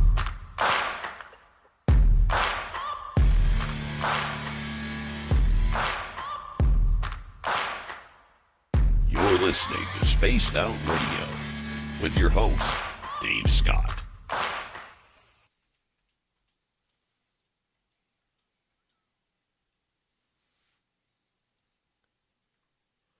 All right, Guru, we're clear. It's going quickly, my friend. It's going quickly. Is everybody have pretty good comments? Everybody's liking the Oh show? yeah, everybody's Good. loving you, dude.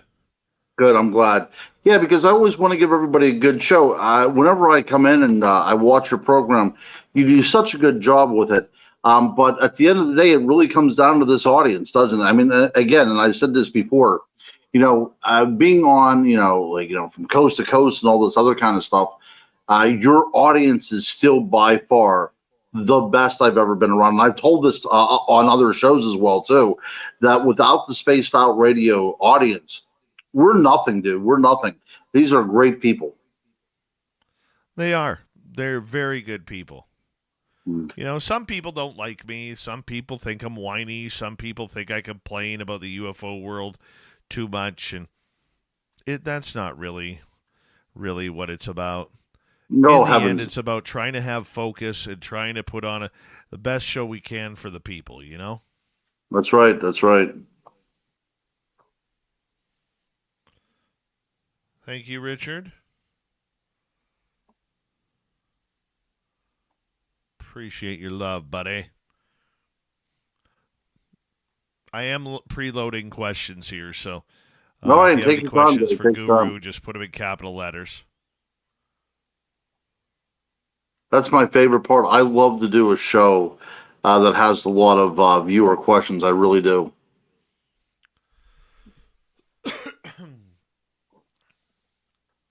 Lourdes Starfox, welcome to SOR chat. McJesus97, yes. We're just going to put that one up on the board here, right there. McJesus97. Yeah, buddy. Oh, that just put a smile on my face.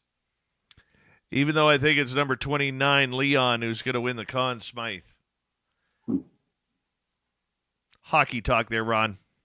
I gotcha. Yes, yes, yes. Well, the Penguins haven't been doing very good, so yeah, that's a little bit frustrating. Ever since that Fenway Development Group came on in, we've been a shambles. Mario is trying to rebuy the team from them, eh? I'm hoping that does actually occur. Yes, sir. Yeah. Boondock, how are you?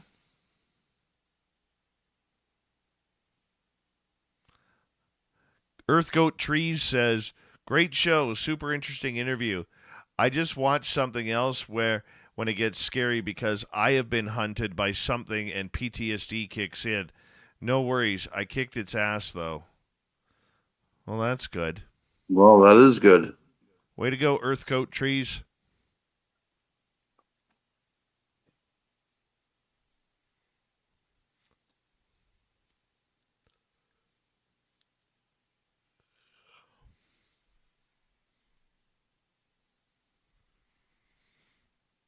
Guru, I love that hat. My goal before I retire from this show is I want to wear that hat just once. So are you on any conferences this year? Are you doing any kind of tour down here in the States? I'm doing a little one tomorrow at our local museum. There's only about 28 people there. I'm doing one tomorrow, and then, as far as I know, I'm done for the year. I don't get a lot. Believe it or not, I don't get a lot of offers. I don't. Right. Well, Bigfoot Michigan Rob is putting one on in Missouri. Yeah. That would have been great for you to come to that one. I mean, maybe next year. Him and I talked about that. Maybe next year, if he puts out the offer, I would definitely go. Sure. Because I love Rob and he's such a good dude. So if he needed me, I would definitely help out. Right, and we're talking about the good people within the field as well too. Again, you and they will tell you that you were responsible for where they're at right now. So yeah, there's a lot of Spaced Out Radio ripples in the field of the paranormal. Yeah, it's awesome. It's awesome. There are certain things that are funny to watch, but it's awesome for the most part.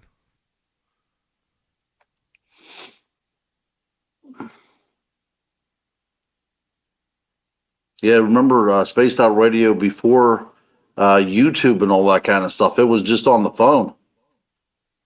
Right? It's kind of weird. Kind of weird.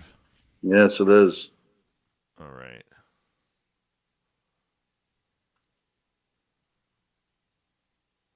All right, big thank you tonight to Big Dog ×2, Richard, T-Bone ×2, Trucker Andrew, Bigfoot Rob, D.A., Kitty Cattywhack, Danielle, and Mark for the wonderful super chats. I appreciate the love. Don't forget you can shop at our Spaced Out Radio store on our website. Why? We do not have ugly swag, people. No ugly swag. So make sure you check it on out and have a good time with what we got up there for you. We're going to be putting up some more soon again. So make sure you check it on out.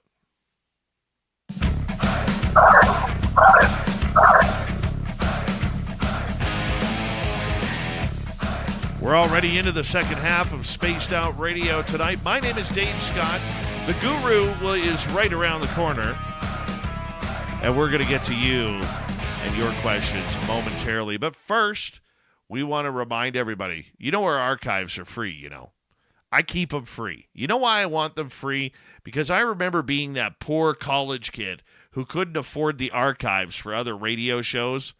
So I said, screw it. When I put this show together, archives are always free for you. That's right, on YouTube or any major podcast network. Our website, spacedoutradio.com, we have a plethora of features for you. Rock out to Bumblefoot, read the news wire, check out our swag as well. Follow us on X at Spaced Out Radio, Instagram at Spaced Out Radio Show, and on Patreon in the Space Travelers Club.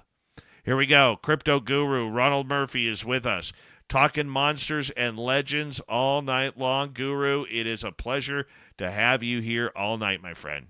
I'm I thought initially that we may have a little bit of a problem coming up with things to talk about, but we're already more than half over, and we're still ready to go. Dude, we haven't even scratched the surface yet. That's right.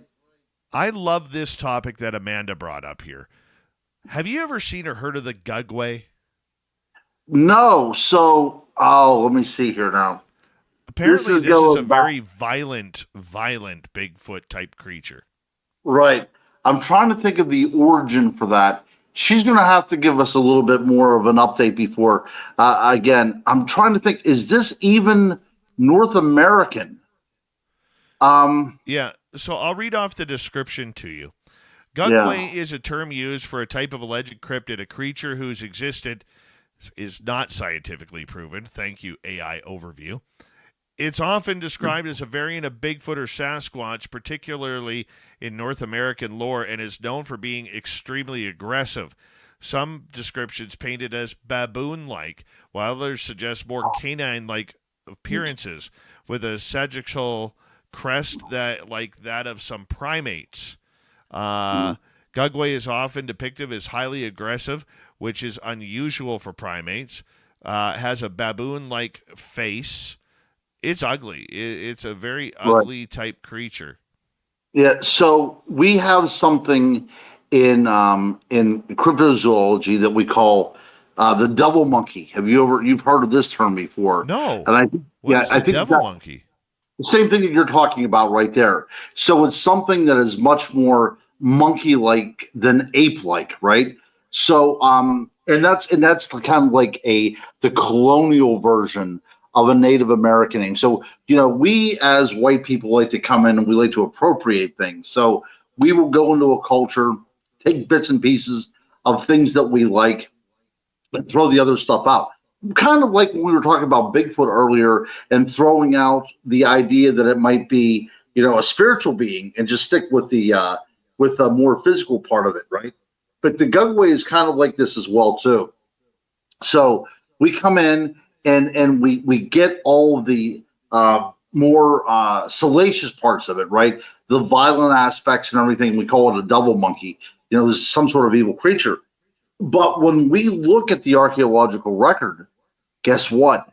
There is something very terrifyingly similar to the Gugway and the devil monkey, and that is something called the Dinopithecus.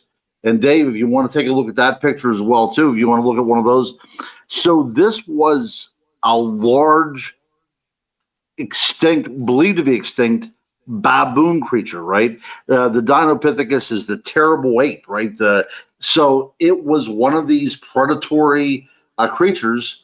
I believe it was in the Pleistocene. I could be wrong, but it's believed to be extinct.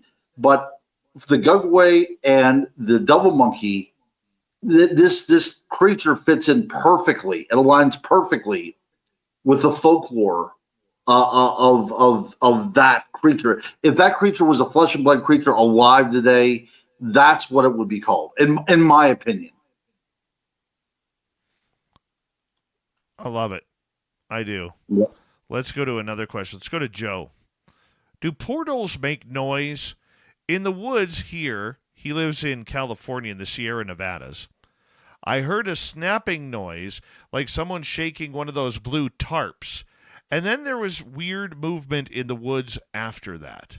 Mm-hmm. So I would have said a year and a half ago, 2 years ago, I would have said, no, I never heard anything about that. But the more I get into this, the more I'm finding out that yes. So I'll tell you about my experience, but I want to tell you about a conference that I saw with Chad Lewis, who's one of my favorite investigators out there, and he was doing a talk on the Wendigo, and he did a remarkable talk on it. And he said often before there's a sighting of a Wendigo, there is a crashing sound that happens. Almost as there was a violent impact in the woods, and then this creature, manifests itself, almost as if that portal is causing a rip that almost kind of like a sonic boom. Now, in my experiences, not with that light that I talked about earlier, but whenever I was out doing research with small town monsters, we came across earth lights, which may have been portals as well too. But before these lights shown themselves, we heard tinkling like wind chimes. There were definitely tonal, and there was definitely 3 notes to them. I'm not a music guy, so I couldn't tell you what kind of notes they are.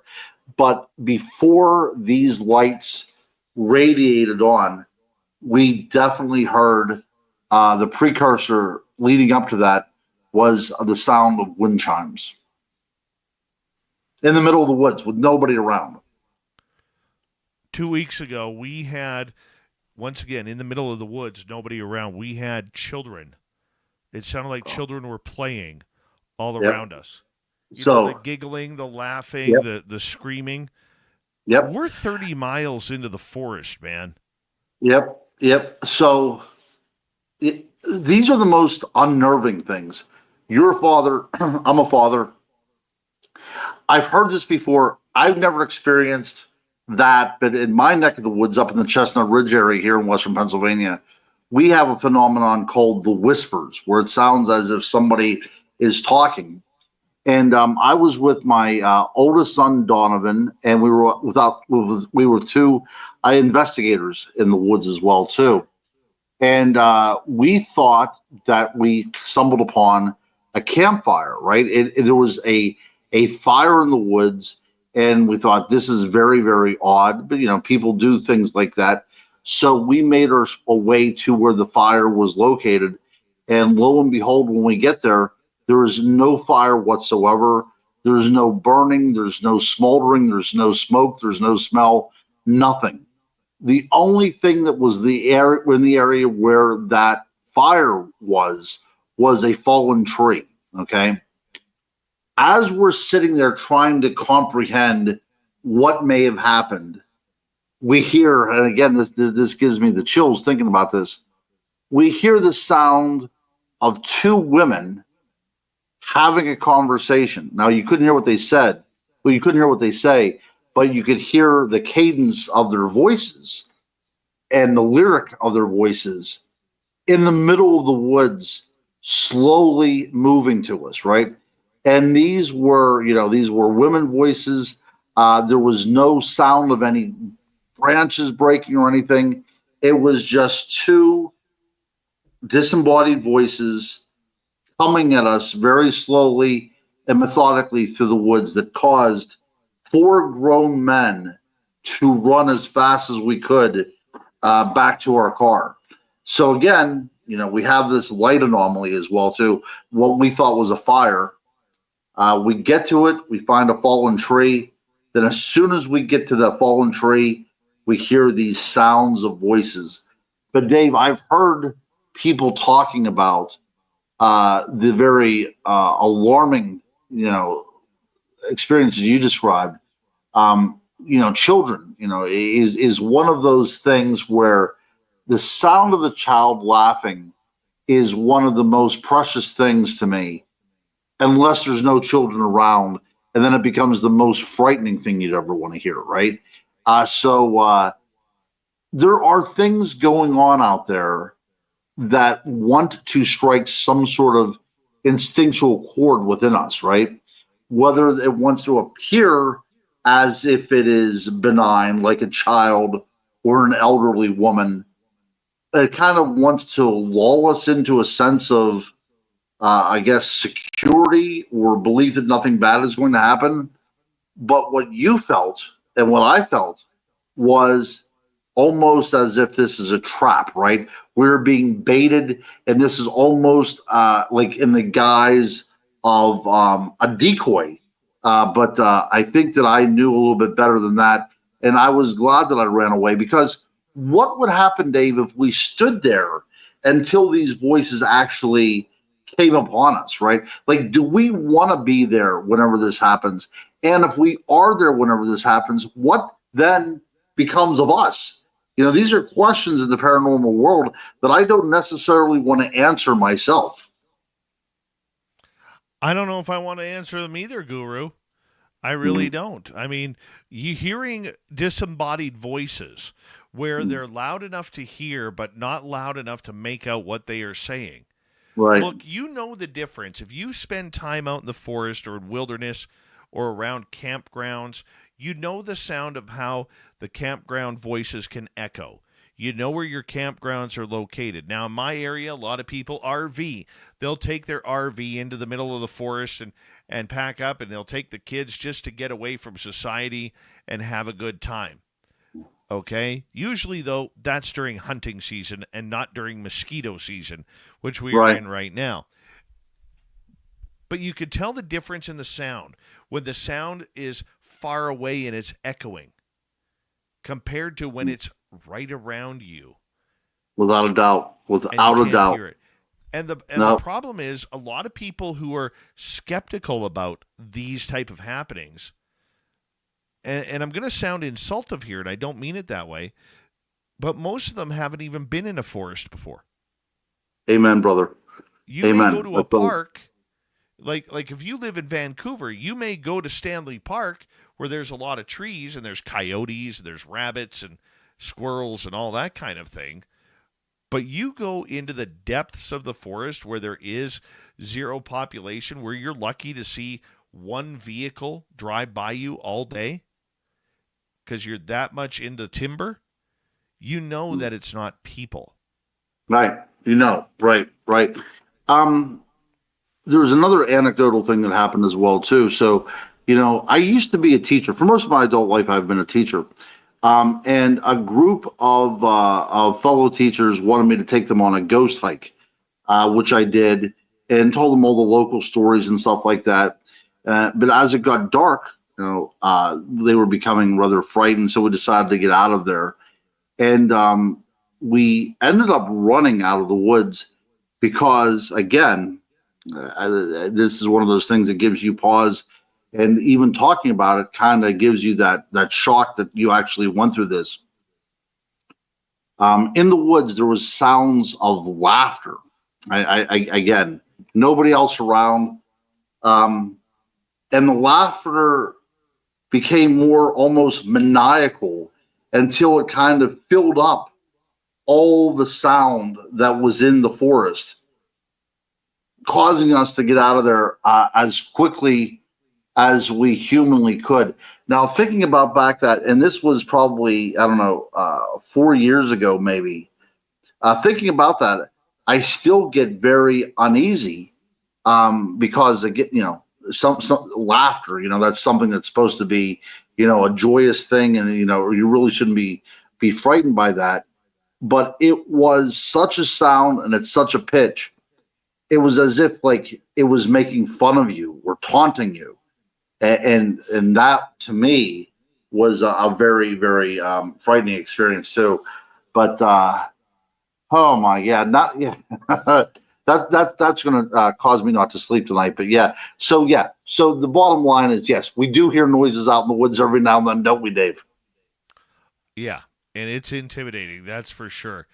Yeah. Let's go over to Monica here.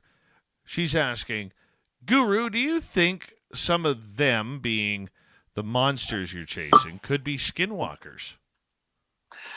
Sure, something that assumes another form, without a doubt.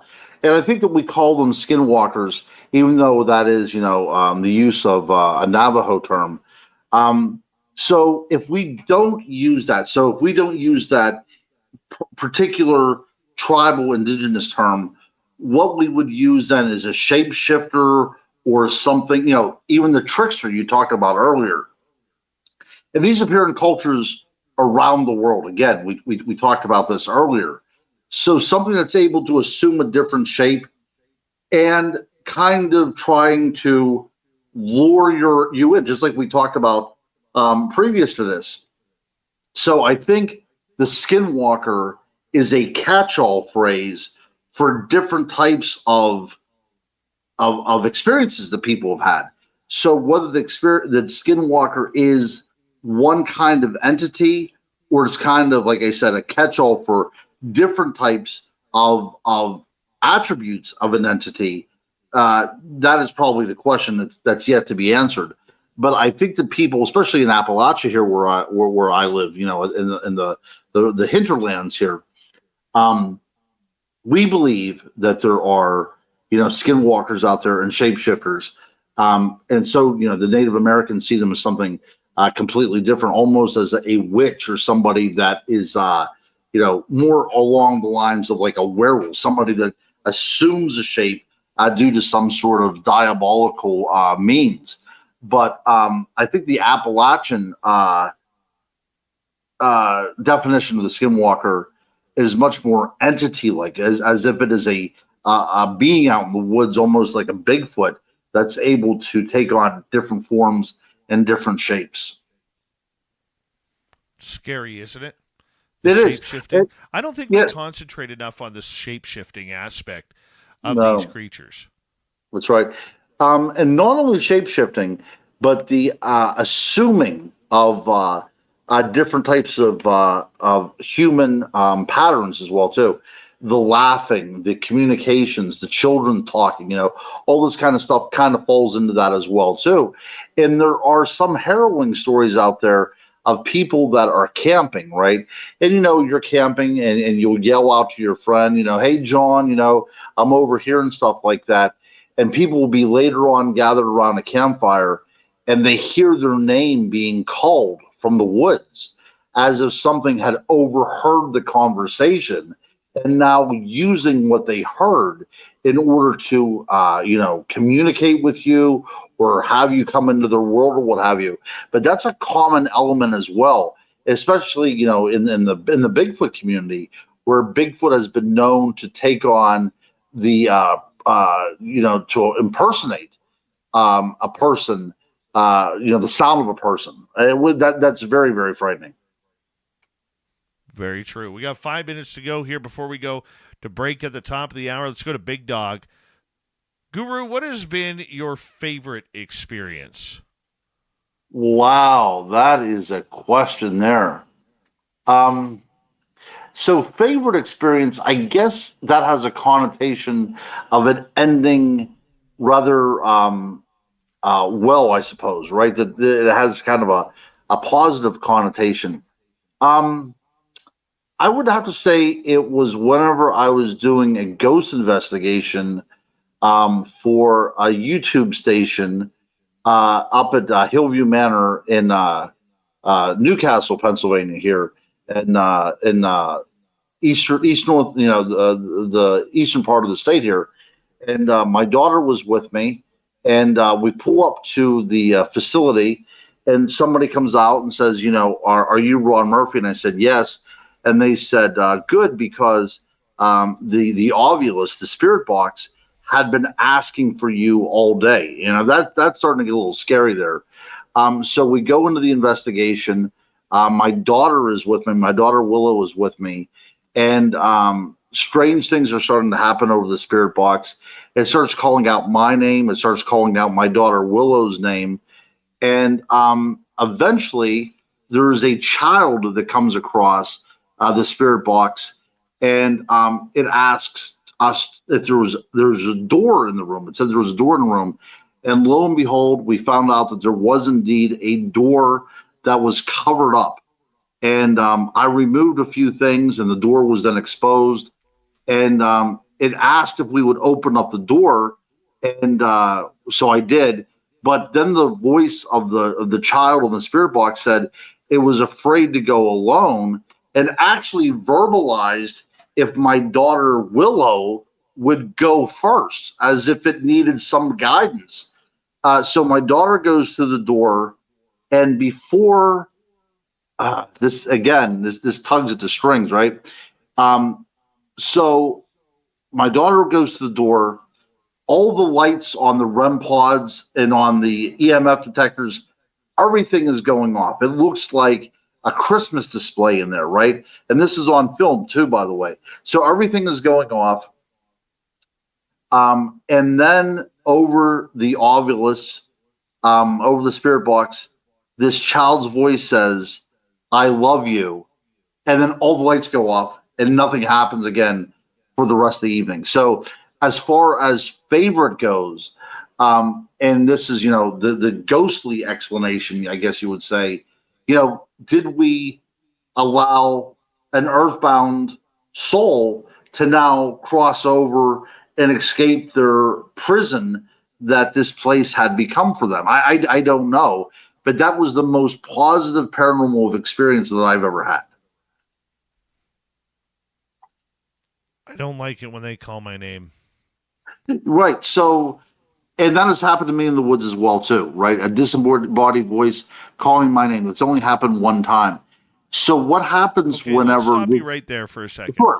What is that like when all of a sudden something in the forest is calling your name? Right. So it gives you the feeling, well, it's not really the feeling, it gives you the understanding that this, whatever this is, has a knowledge of you, right? That's when it becomes really kind of scary.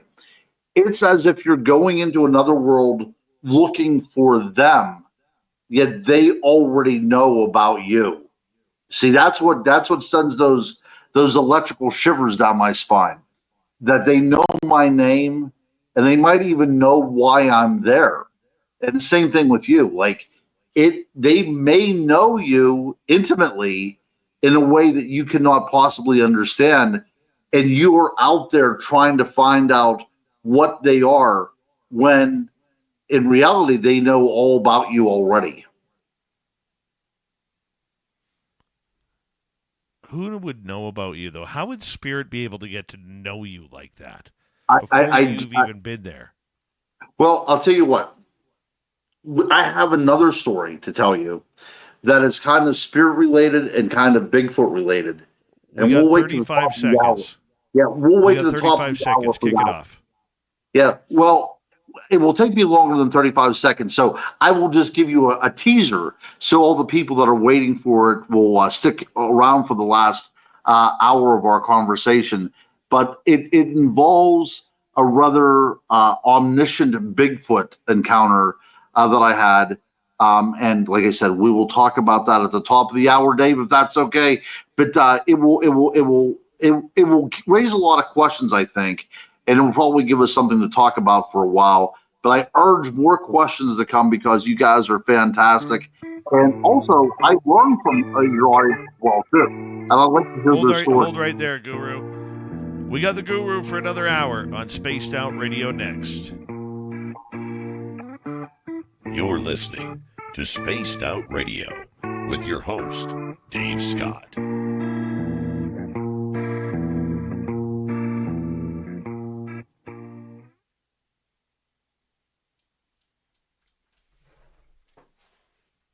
All right, Guru, we have about 6 minutes here, okay? Yep, final hour. How is that possible? I told you. I I told know. you. I All right, know. I'll be right back, okay? All right, buddy. I cannot wait. All right.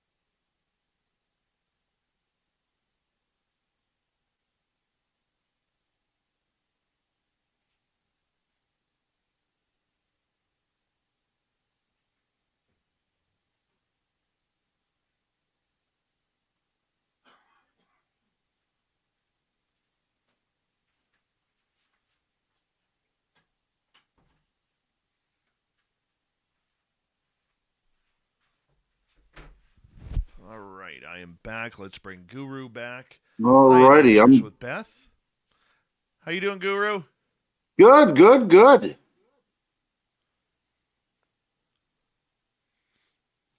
Just reading some of the comments here. Undead Jed, how are you? There's a question there. And who else jumped in?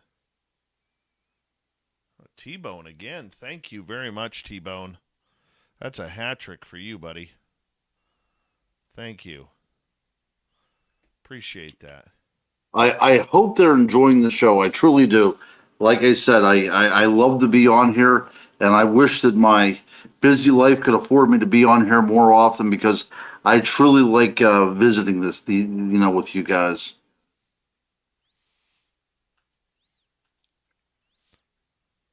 We got 35 seconds. I want to say a big thank you to T-Bone with a hat trick, Debaruni, Big Dog ×2, Richard, D.A., Kitty, Rob, Andrew, the trucker, Danielle, and Mark for the super chats. Greatly appreciate your love and support, everybody.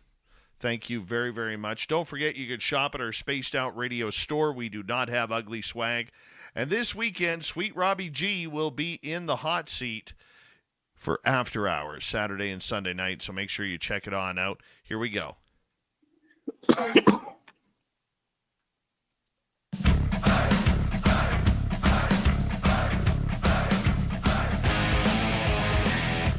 Here we go with the third and final hour of Spaced Out Radio tonight. My name is Dave Scott. Thank you very much for taking the time to join us. We really do appreciate earning your listening ears wherever you are on this beautiful planet we call Earth. Hello to everyone listening in on our terrestrial affiliates around North America, digitally on every major podcast network. Our website, spacedoutradio.com, we have a plethora of features for you. Rock out to Bumblefoot, read the news wire, check out our swag as well. Follow us on X at Spaced Out Radio, Instagram at Spaced Out Radio Show, and on Patreon in the Space Travelers Club. The Desert Clam has set the password for tonight in the SOR Space Travelers Club. Decantate. Decantate is your password. Use it wisely, Space Travelers, as the Clam sets the password each and every night right here on Spaced Out Radio. Let's head to the swamp.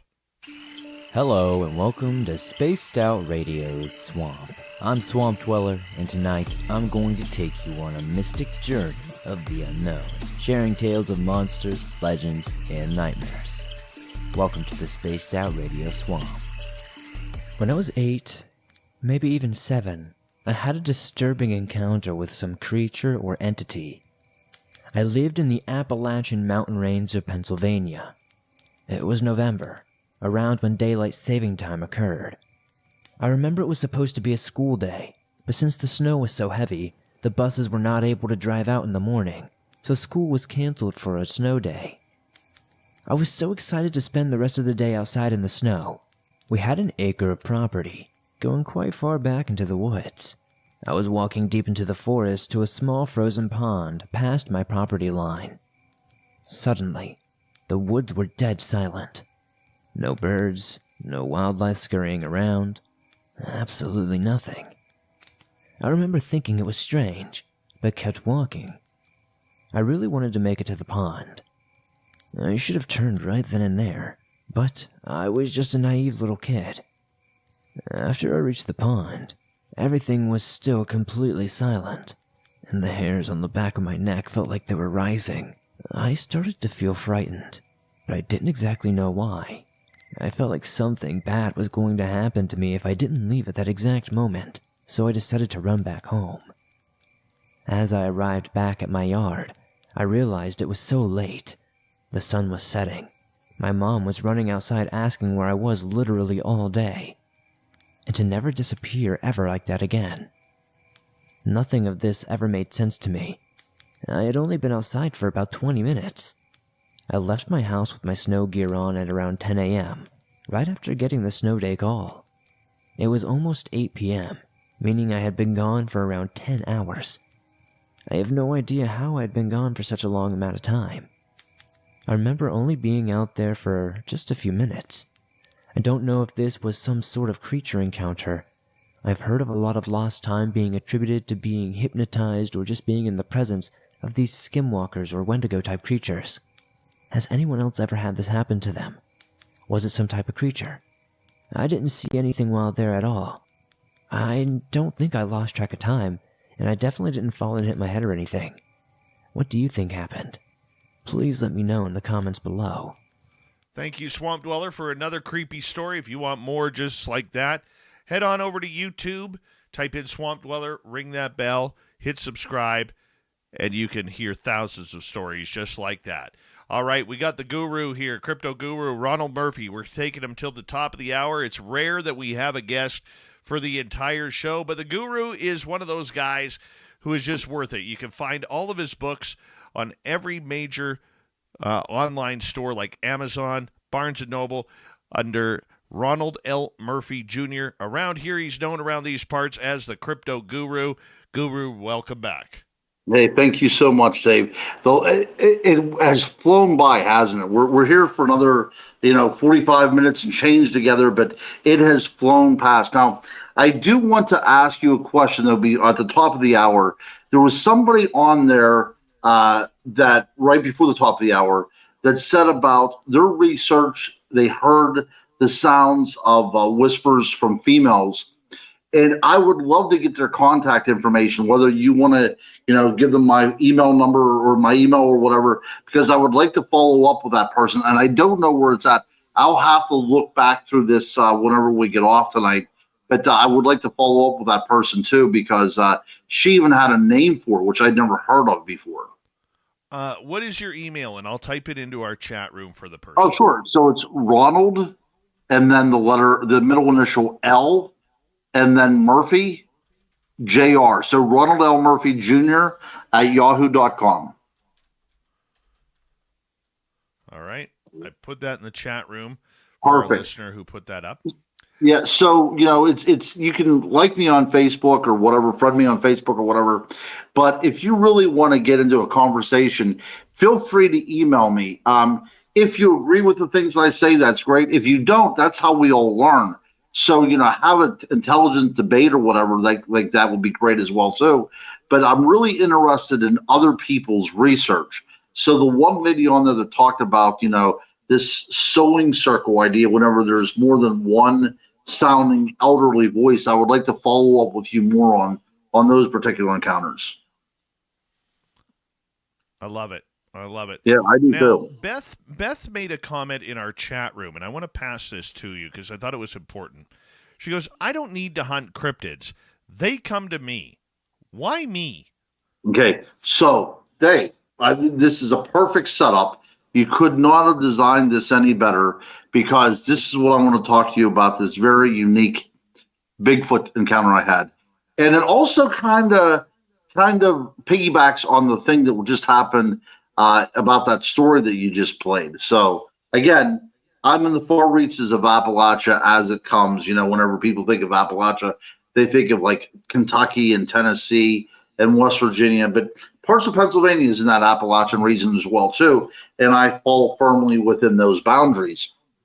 And this was several years ago, and there was a snowstorm the night before, the same way as that story had followed, and there was so much snow that they canceled school.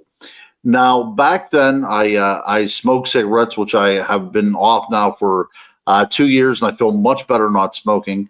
But whenever the Murphy household has a day off, that means I'm going to be alone with 5 children. That means I'm going to have to call off work and all that kind of stuff. So I needed a cigarette break. So I opened up the door and stepped out into that new fallen snow. And because I keep my cigarettes in the car, so it gives me at least the delay of, that the hesitation that I don't necessarily want to go to my car to get a cigarette, so cut back on my smoking greatly. But anyhow, long story short, I was going to my car to get my pack of cigarettes out of there, and in my yard, I see footprints, right? And I take a closer look because I'm surrounded by woods, and I see that these footprints are about the size of a dollar bill, very, very small. And they're barefoot, right? Their toes. it looks like a child was walking through my yard. So I thought, this is very strange. Let me kind of go investigate where it comes from. So I walk off maybe 30 or 40 yards, and I notice that the footprints don't come from anywhere. They just appear. And they didn't appear as two footprints. They appeared as a right footprint, another right footprint, and then the left right footprint, as if it stepped into our world, or it took a while to fully manifest itself into a physical form. None of this makes sense. I'm just saying this is what was going through my mind. And these footprints now, these small little diminutive footprints that kind of just like appear at the edge of the woods, make their way down to my house, and they go around and they look into my bottom window, because you can tell by the orientation of the footprints. They look into my bottom window, and then they go down over the hill, and instead of disappearing into the woods, they again just simply disappear, as if something no longer existed anymore, as if it just vanished. So what happened then was this. It got me thinking, okay, so I'm a Bigfoot investigator. So how did it know about me? Because the only thing that I can say is I felt as if I was being investigated, almost if I was being gifted with this particular experience. I have no other way to describe it. It seemed as if something manifested out of nothing to come to my house to show that it knew that I was there, and then it left again, right? Because it didn't come to anybody else's houses. It came to my house specifically. So I am wondering, and as your listener so astutely brought up this particular comment, is it possible that some of us out there act as a paranormal Wi-Fi hotspot, that things are drawn to us because our energy allows them to take on some sort of form? You know, again, these are theories that I'm working with, but it almost makes sense to me, because there are people out there that have had all kinds of experiences, right? Brian Bowden for one of them, you know, Bigfoot, UFOs, Dogman, all this kind of stuff. And I've spoken with a lot of people, and I've examined a lot of people as well too, that have had multiple experiences. And it seems as if their energy put out there simply attracts things to them. So again, they might be coming to you because of this source of energy, or this idea that your energy that you're putting out is somehow, not threatening. You know, there's something about you that is bringing these things into manifestation within our world. And I don't know what that reason is, or why some people, like I said, have multiple experiences while others don't. Or some people, Dave, can be out on the same expedition and have an experience right beside somebody who has no experience whatsoever, right? So I think it really does come down to this kind of energy flow and what is being able to be drawn out of you. I love it. I absolutely love it, Guru. And, you know, I do believe what you say there. People are magnets to this. You know, like I look at my buddy Tim, never really into this field until he started hanging out with me about a year ago, just over a year ago. And when we go into the forest now at Flight 21, he is catching way much more than I do. And he is so blown away by what he is seeing and experiencing that he's like become a kid at Disneyland, you know, where what's the next ride we're going on? And that's really what it's all about, man. Right. Yeah, that's a very good point. And my daughters are the same way. My daughter, Devin, that's my oldest daughter. And she was probably, I don't know, 11 years old whenever we went to I had a conference at a supposedly haunted place outside of Philadelphia called the Selma Mansion. And we went there, and they had my table set up on the third floor. And I went upstairs, and we were up there for a few minutes. And then this lady comes into the room, kind of scanning the room, and she lays her eyes on my daughter. And she said, "I felt your presence whenever you came into the building." And this lady was a purported psychic. And she held my daughter's hand, and she said, "You know about what happened here, right?" And my daughter, who had never been there before or anything, she said, "Are you talking about the children?" And sure enough, after some research, we found out that there were children that were murdered within that home. So things like that are strange, uncanny, really, and there's really no way to quantify this or explain it away from by science. But it's as if two energies kind of gravitated to each other, and one energy could sense the other energy, and like I said, kind of like that kind of mesh with it. But I think the people that are really into this field, the people that are passionate about this field, are the ones that are putting out a particular energy that allows for that attraction to happen. I truly do. I love that answer, my friend. Great answer. All right, let's move Right. to another question here from our audience, and this one comes from Jay. Guru, have you ever encountered the giant mimic mantids in the woods and their pale crawler minions? Unfortunately, no, or fortunately not. Let's put it that way. So the mantis creatures have been out, I would say, probably since the 1960s, especially in the realm of alien abductions. Right, there was a very famous abduction whenever these three gentlemen were camping, and they remember specifically seeing this light coming over the lake, and then they had missing time, and they were regressed, and they had this images of these mantis-like creatures that were experimenting on them, right? But what has happened now with so many things being put out there in movies that it becomes part of the culture, and now the culture influences the way people can comprehend what's going on. So because it happened to somebody else and I have an experience, oftentimes you'll attach yourself onto what is already out there to make some sort of sense of it.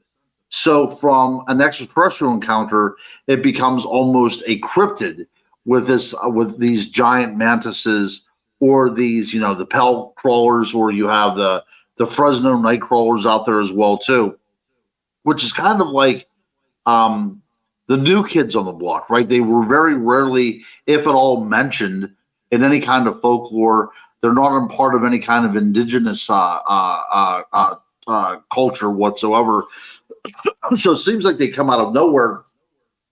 And my assumption as a folklorist is that they were witnessed, they were borrowed from, movies and things like that, and they automatically now become part of our zeitgeist. And now, if anything goes weird, we can now claim that we saw a mantis because nothing else is making sense. I know that's a long drawn out answer for. I have no idea what's going on with that, but people are indeed still reporting these things. Absolutely. I love it. I love it. Let's go over to DA. Guru, are you planning on hunting for any cryptids soon? So I'm glad you brought this up because tomorrow, or I'm sorry, on Sunday. Well, I guess this is Saturday. So yeah, tomorrow, we are going to be flying to southern Florida, and I am going to be investigating the skunk ape in Mayaca, right, where the famous skunk ape was filmed that looked like that orangutan right outside of the Mayaca State Park. So I will be spending the next week in and around the Everglades looking for the elusive skunk ape. I've been on one other expedition to the Everglades, probably 25 years ago or so, but I'm looking forward to getting back there. What would you do if you came face to face with a skunk ape? Oh, dude, I'll tell you what, I would run. I would run so quickly. I'm hoping that if I go down there, everybody wants the tracks, right? Everybody wants the vocalizations, but the holy grail is a picture of some kind.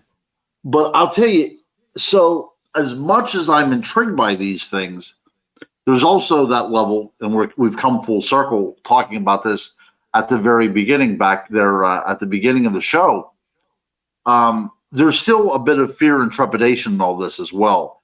The closer you get to the subject, you become more familiar with it, but that doesn't necessarily alleviate you of all kind of stress associated with that particular subject as well, too. So as much as I am enamored by these things, I'm also petrified by them as well, too. So I would hope that I would have no first-person encounter with the elusive skunk ape, because the name ape in that nickname scares the death out of me. Apes are violent creatures, right? People like to see like little chimpanzees and stuff, and they're cute, right? Until they reach sexual maturity, and then all hell breaks loose. And whenever an ape attacks you, they go for your sexual organs. They go for the soft parts of your body. They want to, they want to put you out of commission in any which way they can. So they like to bite off the fingers. They'll remove somebody's nose. One person was attacked by a chimpanzee before, and the chimpanzee ripped out its eyes. So if we talk about apes, they are, intelligent creatures, but they're also very violent, instinctual creatures as well, too. So whenever we talk about Bigfoot and skunk apes, I truly hope that we are not talking about a great, an undiscovered North American ape. I hope there's something much more to it than that, because within the animal kingdom, apes are terrifying creatures. Yes, they are. Yes, they are. I don't believe it's an ape, though. I don't either, David. That's what keeps me going out there, because if somebody told me that these were indeed apes out there, the mystique would be gone a little bit more. I mean, it'd still be awesome to have an undiscovered North American primate out there, but it would also then puts them into this category that we can now recognize what they are. And we can kind of, even if we don't observe behavior, we can assume what their behavior is. And I don't want that either. I still like my Bigfoot to be a bit of a mystery. Would you want it to be solved, the mystery? I don't know if these questions can ever be solved. And that's what is so interesting about the whole thing, right? So I write these books, and I do these conferences, and I do this research, and at the end of the day, I'm left with far more questions than I am answers.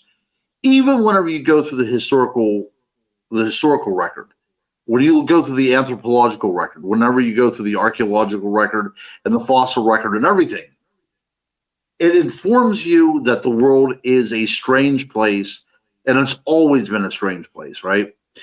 And whenever we are looking in from the outside, that strangeness kind of amuses us, and it keeps us guessing.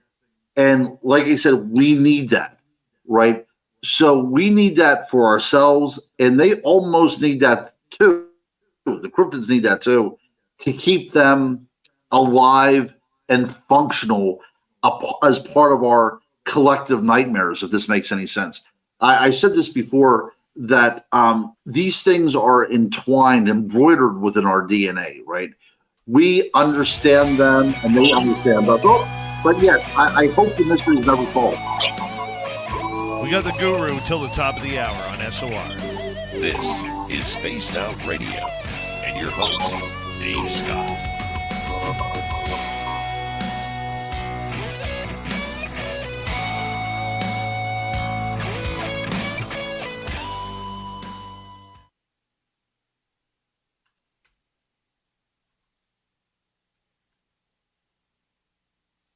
All right, Guru, we are clear. We're almost done, Dave. I know. I told you, man. We'd keep her going. I cannot I don't believe even this. know why I you were cannot, worried. dude. I just didn't think I was going to be able to give you a good show. I didn't think I was going to be able to come up with 3 hours worth of stuff. You've been fantastic. Well, I blame the audience for making that happen because they have asked some amazing questions tonight. Oh, they have.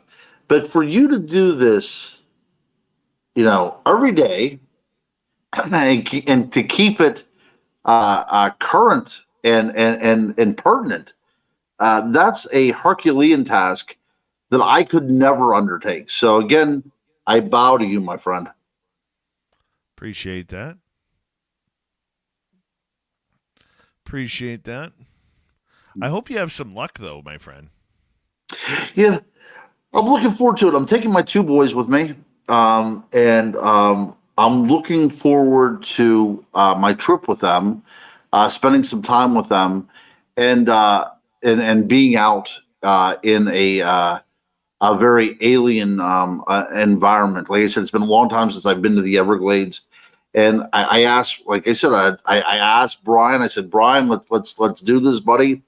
But I believe that he's in New York right now, so it will be me and the kids doing it alone. That's cool. Yeah, I can still use them as bait as well. So they're still at that young age. The 16, 17-year-old kid, not so much, but the little one, the 12-year-old, he might still be able to work as bait. So we'll see how that works. I technically use my boy as bait. Yeah, because right. I have we have two different areas with 2 different clans. Okay, and the one area, they are very curious. They tend to respond well when my son is there. The other area, I don't feel comfortable bringing my son there in the evening. Mm-hmm. Yeah, I can understand that because I've had those feelings as well too. A very parental thing that you feel as if this your parental instinct is kind of super hyper focused on your surroundings, and I too have felt that. So yeah, it all depends on who's or what is surrounding you. That's for sure. that's right. That's right. It's such a man. I can't wait. Like, not going out to the forest this weekend, it's actually bugging me. Oh, sure, absolutely. It happens to me as well too. I try to get out there at least one time a month, but life is just so it gets in the way. It really does. Like I never thought that so much of your life would be entwined in like jobs. Like I thought for sure that, as a kid, going to college, that I would be able to have a balance there.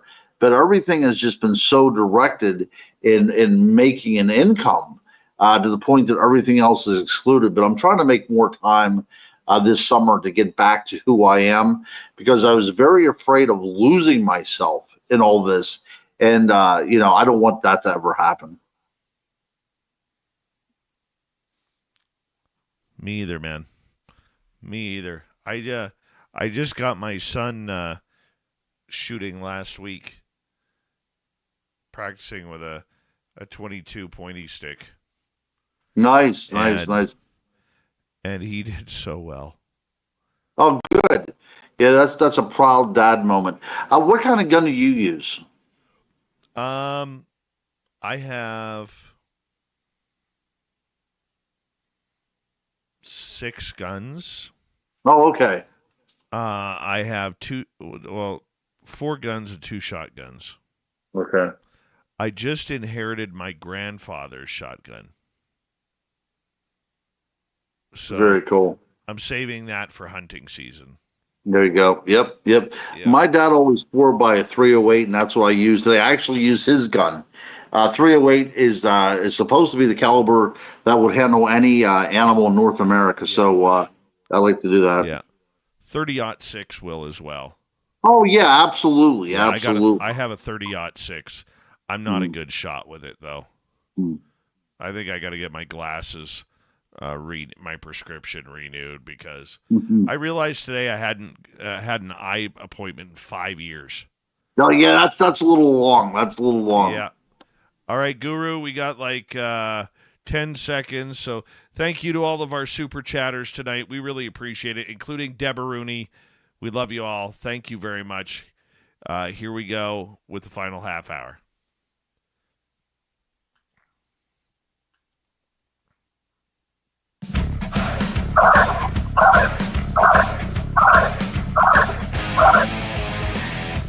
Here comes the final half hour of Spaced Out Radio with the Crypto Guru. My name is Dave Scott. Thank you very much for tuning us in wherever you are on this beautiful planet we call Earth. Reminder to everybody that if you missed most of this show or others, check out our free archives on YouTube or any major podcast network. Our website, spacedoutradio.com. We have a plethora of features for you. Rock out to Bumblefoot, read the news wire, check out our swag as well. Follow us on X at Spaced Out Radio, Instagram at Spaced Out Radio Show, and on Patreon in the Space Travelers Club. Final time tonight, we introduce the crypto guru, Ronald Murphy. Ronald L. Murphy Jr. can be found on Amazon, where you can find all of his incredible books to add to your collection, and I highly do recommend it if you don't mind. Please take my advice on that one. You would be very, very thankful that you took my advice. Definitely thankful. Guru, it is always good to have you here, my friend. Hey, I appreciate that. And if you get a chance too, if you want to put this in the chat as well, I'll give them my my very new webpage. Does that sound good as well too? And sure, that just announce it. Okay, sure. It's ron-cryptoguru.com. ron-cryptoguru.com. That's right. You can get my book there as well too, and a link to anything that I'm doing, conferences that I'll be at, and all that stuff. So yeah, feel free to check that out, folks. I think it's wonderful, my friend. Absolutely wonderful. Let's get into an audience question here, if you don't mind. No, let's start off with. I live for this. T-Bone is asking, can you talk about the Kentucky Goblins? Okay, so T-Bone. I don't know if T-Bone lives in Hopkinsville or not, but ladies and gentlemen, I will announce this here on the show. I will be at the Hopkinsville Goblin Con, the Goblin Festival, commemorating the incident that took place 50 or 60 years ago, I believe it was, in this little area in rural Kentucky called Hopkinsville.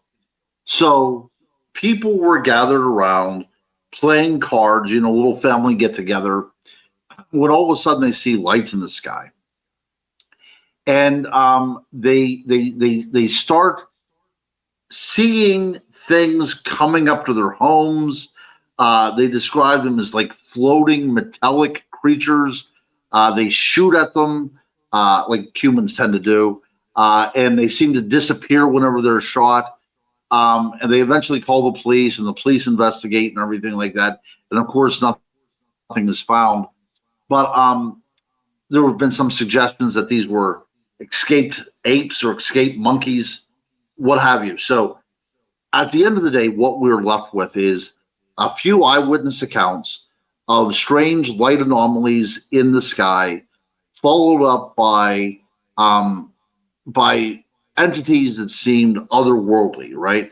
So what happens in this particular environment, I think, is we can investigate what might be going on. Is this a case of those devil apes that we talked about, right? Is it a case that we are dealing with some sort of creature that very much resembles an ape or a monkey that's in that same family that attacked these people? Possibly. But then again, we have to deal with light anomalies. So if we see these light anomalies, was it something opening up from another dimension? Was this a portal opening up? or is this an extraterrestrial visitation, right? So we come up with the name goblin. And goblin's a very particular term. It's a European term, and it was used to describe an entity that was haunting a particular location. So when we look at Adventures of a Wilderness Hunter, written by Teddy Roosevelt, there's a Bigfoot encounter in there, but that's before they had the word Bigfoot. So he used the word goblin to describe this creature. So what this was a family that was being tormented by some sort of unknown entity that came out of the forest around them. So I like the term goblin because it's kind of nebulous, and it's also all-encompassing as well. And of course, goblin, we also have connotations with the fairy realm. So whatever happened there was enough to make an impact on that small town that, a half a century later, they still have speakers like me coming to do talks on this very subject. So if anybody's out there for the Hopkinsville GoblinCon, which I believe is happening in October, I do believe, please come out and see me. But you can go to GoblinCon.com and find out all the information there. Love it. Thank you, buddy. Appreciate that. Let's go to Brendan. Do you know the first historical account of a cryptid? How far back is this? So this is not the oldest historical account. So I'll go back to the oldest historical account. But the one of the accounts that you will readily recognize happens in the Bible whenever we talk in the Old Testament about Leviathan, right?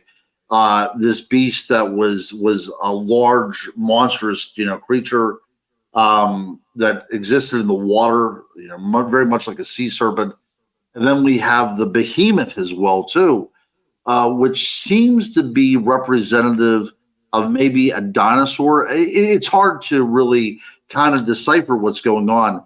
But we do know in the Bible that they list different types of beasts, and also the dragon. The dragon is very prevalent within the Bible as well, too.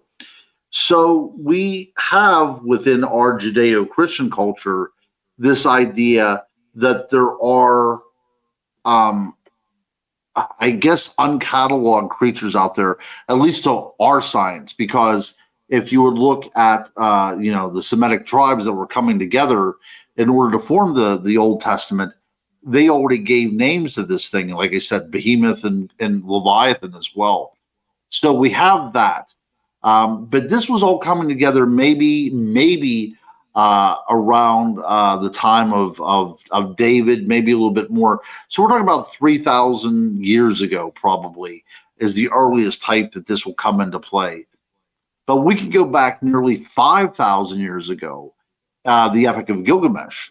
So when we talk about, the pyramids being raised, we have in Samaria people putting together this kind of pseudo-historical report about this cultural figure named Gilgamesh.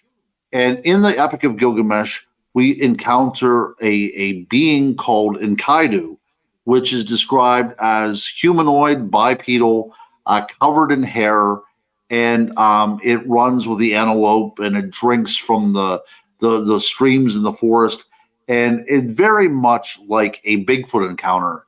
And he's not the only one. They also encounter another creature of this species called Hasdrubal is what this other one's called. As they go into the forest and start cutting down trees, this creature, it's Humbubba, just came to me. Humbubba comes and encounters them because they're cutting down the forest. So he's seen as almost a protective spirit of the forest. But whenever you look at the Bigfoot legends, Bigfoot actually gets its name because it was leaving its tracks around bulldozers whenever people started to do logging up in the Pacific Northwest. So it seems as if whenever people, again, go into the wilderness and start using these resources in abandon, that these creatures make themselves known. So we have, if you want to go back to the earliest form of literature, which is, of course, the Epic of Gilgamesh, Gilgamesh written in cuneiform. So this is going way, way back. We have the character of Enkidu and Humbaba. And then if you want to look at the biblical references, you have Leviathan, you have multiple references of dragons, and you have the behemoth, which seems to be some sort of large dinosaur-like creature. We'll get to T-Bone's question. Let's go to T-Bone. Ron, do you got any aliens, personal aliens, any aliens around you? So I do. He comes with me to my conferences. He's out in my garage right now. He doesn't really require much. I don't feed him, I don't water him or anything. But he rides in my car, and whenever I go speaking any place, he sits down on a chair, and you can have your picture taken with him. He's made out of latex foam, but yes, I do have an alien sidekick. That is true. I think that's awesome. Yeah, I'll have to post some pictures. Yeah, I'll have to post some pictures of him as he makes his way around the conferences this year. Well, send one our way if you don't mind. I will. I will definitely do that. Yes. Definitely appreciate that. All right, Guru, one more question from our audience. And this one comes from Jay. Sometimes Jay asks some bizarre questions. I like it. Guru, what do you think of the missing 411, and in particular, reports of people who suddenly undress completely for no reason, then run off into the woods without ever being seen or found again? Yeah. Right.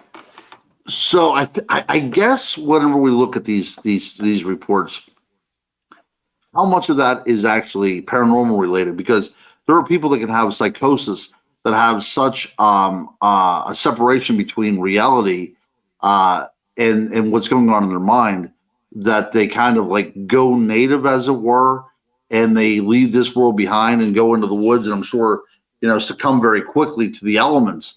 It doesn't take a human being out there very long before, they would die from exposure. I will tell you, on one of my investigations, I have encountered clothing in the woods. And I don't think anything odd was going on here. I don't think there was any extracurricular activities going on. But I found, and this is an odd thing. So I found shoes, and inside the shoes, still within the shoe itself, was socks, and then over the socks was a pair of pants and a shirt as well too, as if the person that was wearing these clothes kind of evaporated out of them. That's only happened one time to me. That was in the same area that I was investigating that had the werewolf reports, very close, probably within a mile from where that light emanated from. So that's happened to me only one time, and I know that people have reported these things. I've never witnessed the becoming firsthand. That's probably David Pilates type of question. But whether that is something that is caused by paranormal sources or something going on in the mind is a question to be asked, I assume. What do you think, though, of people who just vanish? Do you think they're going into portals? Do you think it's aliens? Do you think it's monsters taking them? Right. So there's something going on. I mean, there are people that go on picnics and they vanish and never are seen again. There was a famous case that this child was going on a picnic. He disappears, and they actually bring in the National Guard to look for him. And there's no whereabouts of him found at all. No clothing, nothing. It's as if he was removed from the earth itself. And to go full circle again in our conversation, we talked about portals, and we talked about those staircases leading into nothing. Is it possible that the world in which we live in, under certain circumstances, have these energy hotspots where portals can just open, right? And there are entryways into another world, and people can stumble through it. Now, I live not very far from the Chestnut Ridge, and people claim that there is a portal there, and people have went missing in and around this area. And we have a lot of high strangeness around here, as if it works both ways, that we can enter that world and never be seen again. But it also seems as if things are coming from other places into our world as well, too. And they have to be coming and going because they would be seen all the time, like the Thunderbird that is supposed to, have the wingspan of a Cessna airplane. People see these things all the time, but nobody reports them or has pictures of them or a feather from them. So if they are indeed physical, they do not maintain that physicality within our world for very long because they leave without a trace. So it's very possible that what we call Bigfoot and Dogman and all this other kind of stuff are entering our world for a very short period of time and returning from whence they came. And why couldn't that happen in reverse as well, too? That somebody that's walking through the woods can stumble upon this natural fissure within space and time and enter in a completely different dimension from where these creatures come from. I think it's absolutely beautiful the way, dude, I just love listening to you. Mm-hmm. It's beautiful the way you speak so eloquently about this.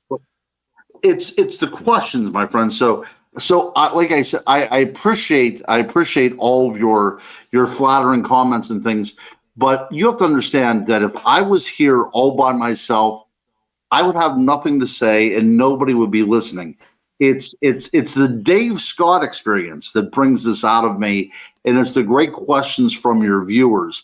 I am merely a pawn in your game, my friend, as you facilitate this paranormal roundtable that you have going on.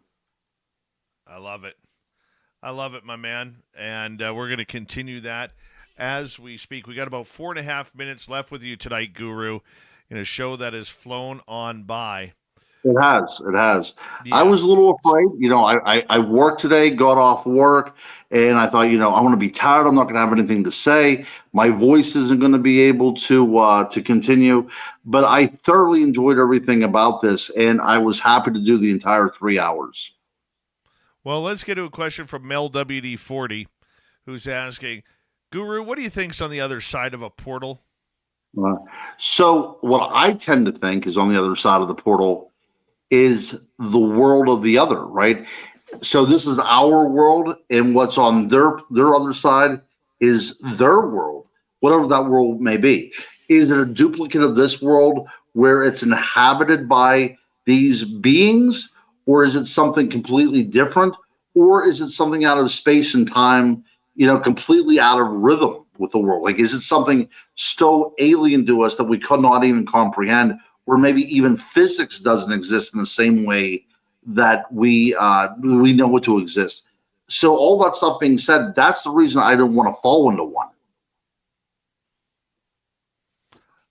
I have the same fear about the stairways in the forest.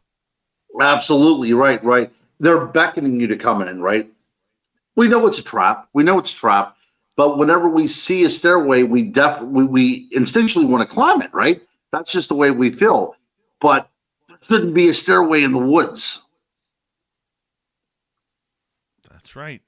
Should never be a stairway in the woods. Yeah. What do you think, or have you ever talked to anybody who's ran into these mysterious stairways? I have not. And I was beginning to think that it was just an anecdotal type of thing. But I've read a lot of stuff on the internet where there are people definitely experiencing something out there. But personally, I've not ever seen anything, nor have I ever interviewed anybody that has experienced this, unfortunately. Oh, man. What about with portals? Yeah, so that's a great question. I've talked to a lot of people that have experienced loss of time, right? So is that a portal effect? I don't know.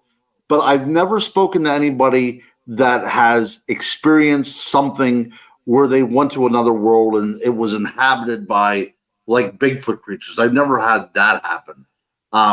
Or they run into the world of the extraterrestrial. But that would be fascinating. That would be something that I would love to entertain, but I've yet to encounter anything like that, unfortunately. I don't know what I would do if I saw a portal. I believe they exist.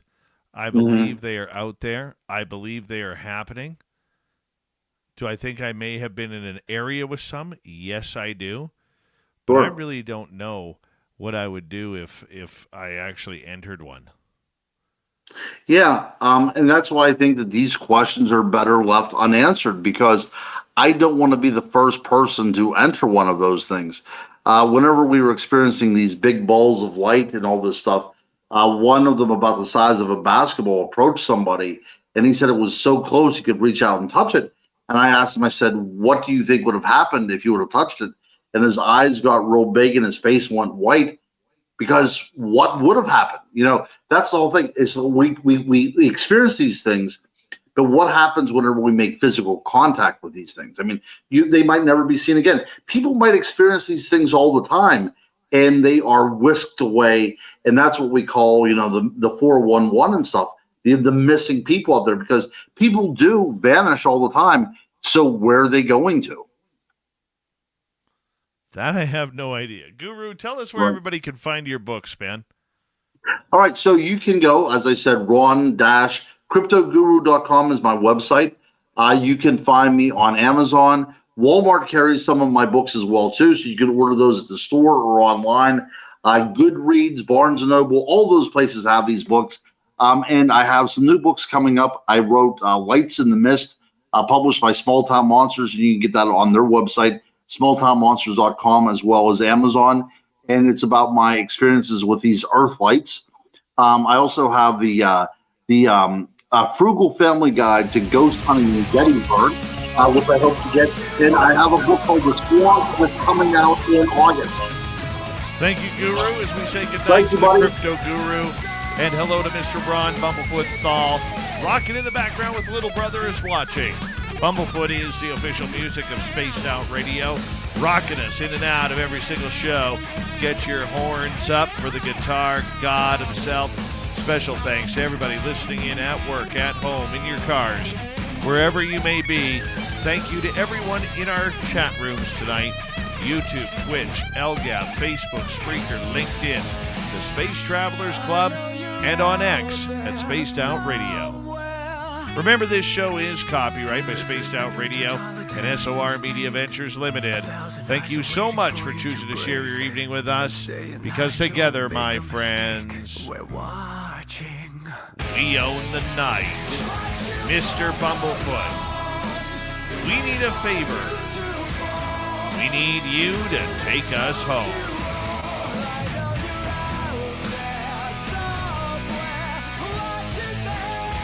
Yes, the Woo Train has docked for the night, but soon, my friends, we shall ride again. Your seats are always available. Your tickets never expire. And if you want to bring a friend, we've got room for them too. Good night, everybody.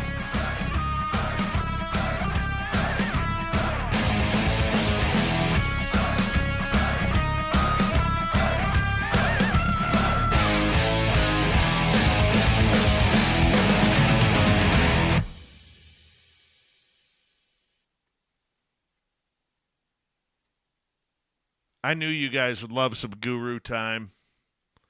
I love it when the Guru is on. I do. Happy Father's Day weekend, all you dads out there. Really appreciate everything that you do. Remember, sometimes the kids don't show us. Sometimes they don't even like us. But they always know Dad has their back. Much love to all the fathers out there. I'm going to call it the night. I'm very, very tired, and I'm not going to edit tonight. I'm going to head off to bed. But thank you tonight so much to T-Bone with a hat trick, Mel WD-40, Big Dog ×2, Deborah Rooney, Richard D.A., Bigfoot Rob, Trucker Andrew, Danielle, Mark, T-Bone again. Oh, that was part of his hat trick. And Kitty Cattywack, thank you for the love. Remember, Sweet Robbie G is here Saturday and Sunday with After Hours. I will be back on Monday night. My guest will be... Who will it be? Who will it be now? Mike Familant. We're going to be talking Bigfoot and the hunt for the big red eye. Yeah, it's going to be awesome. We'll see you soon, everybody. Have a great weekend. Good night.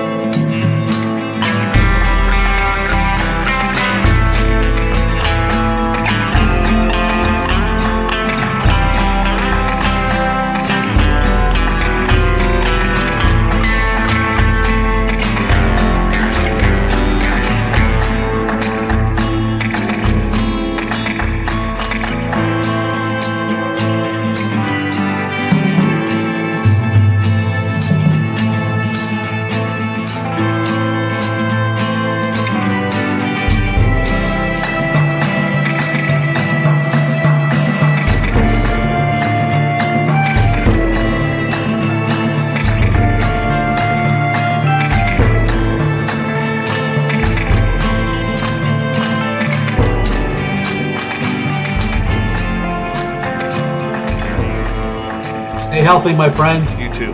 You need bail money, give me a call. Always, Dad. Take care. You too.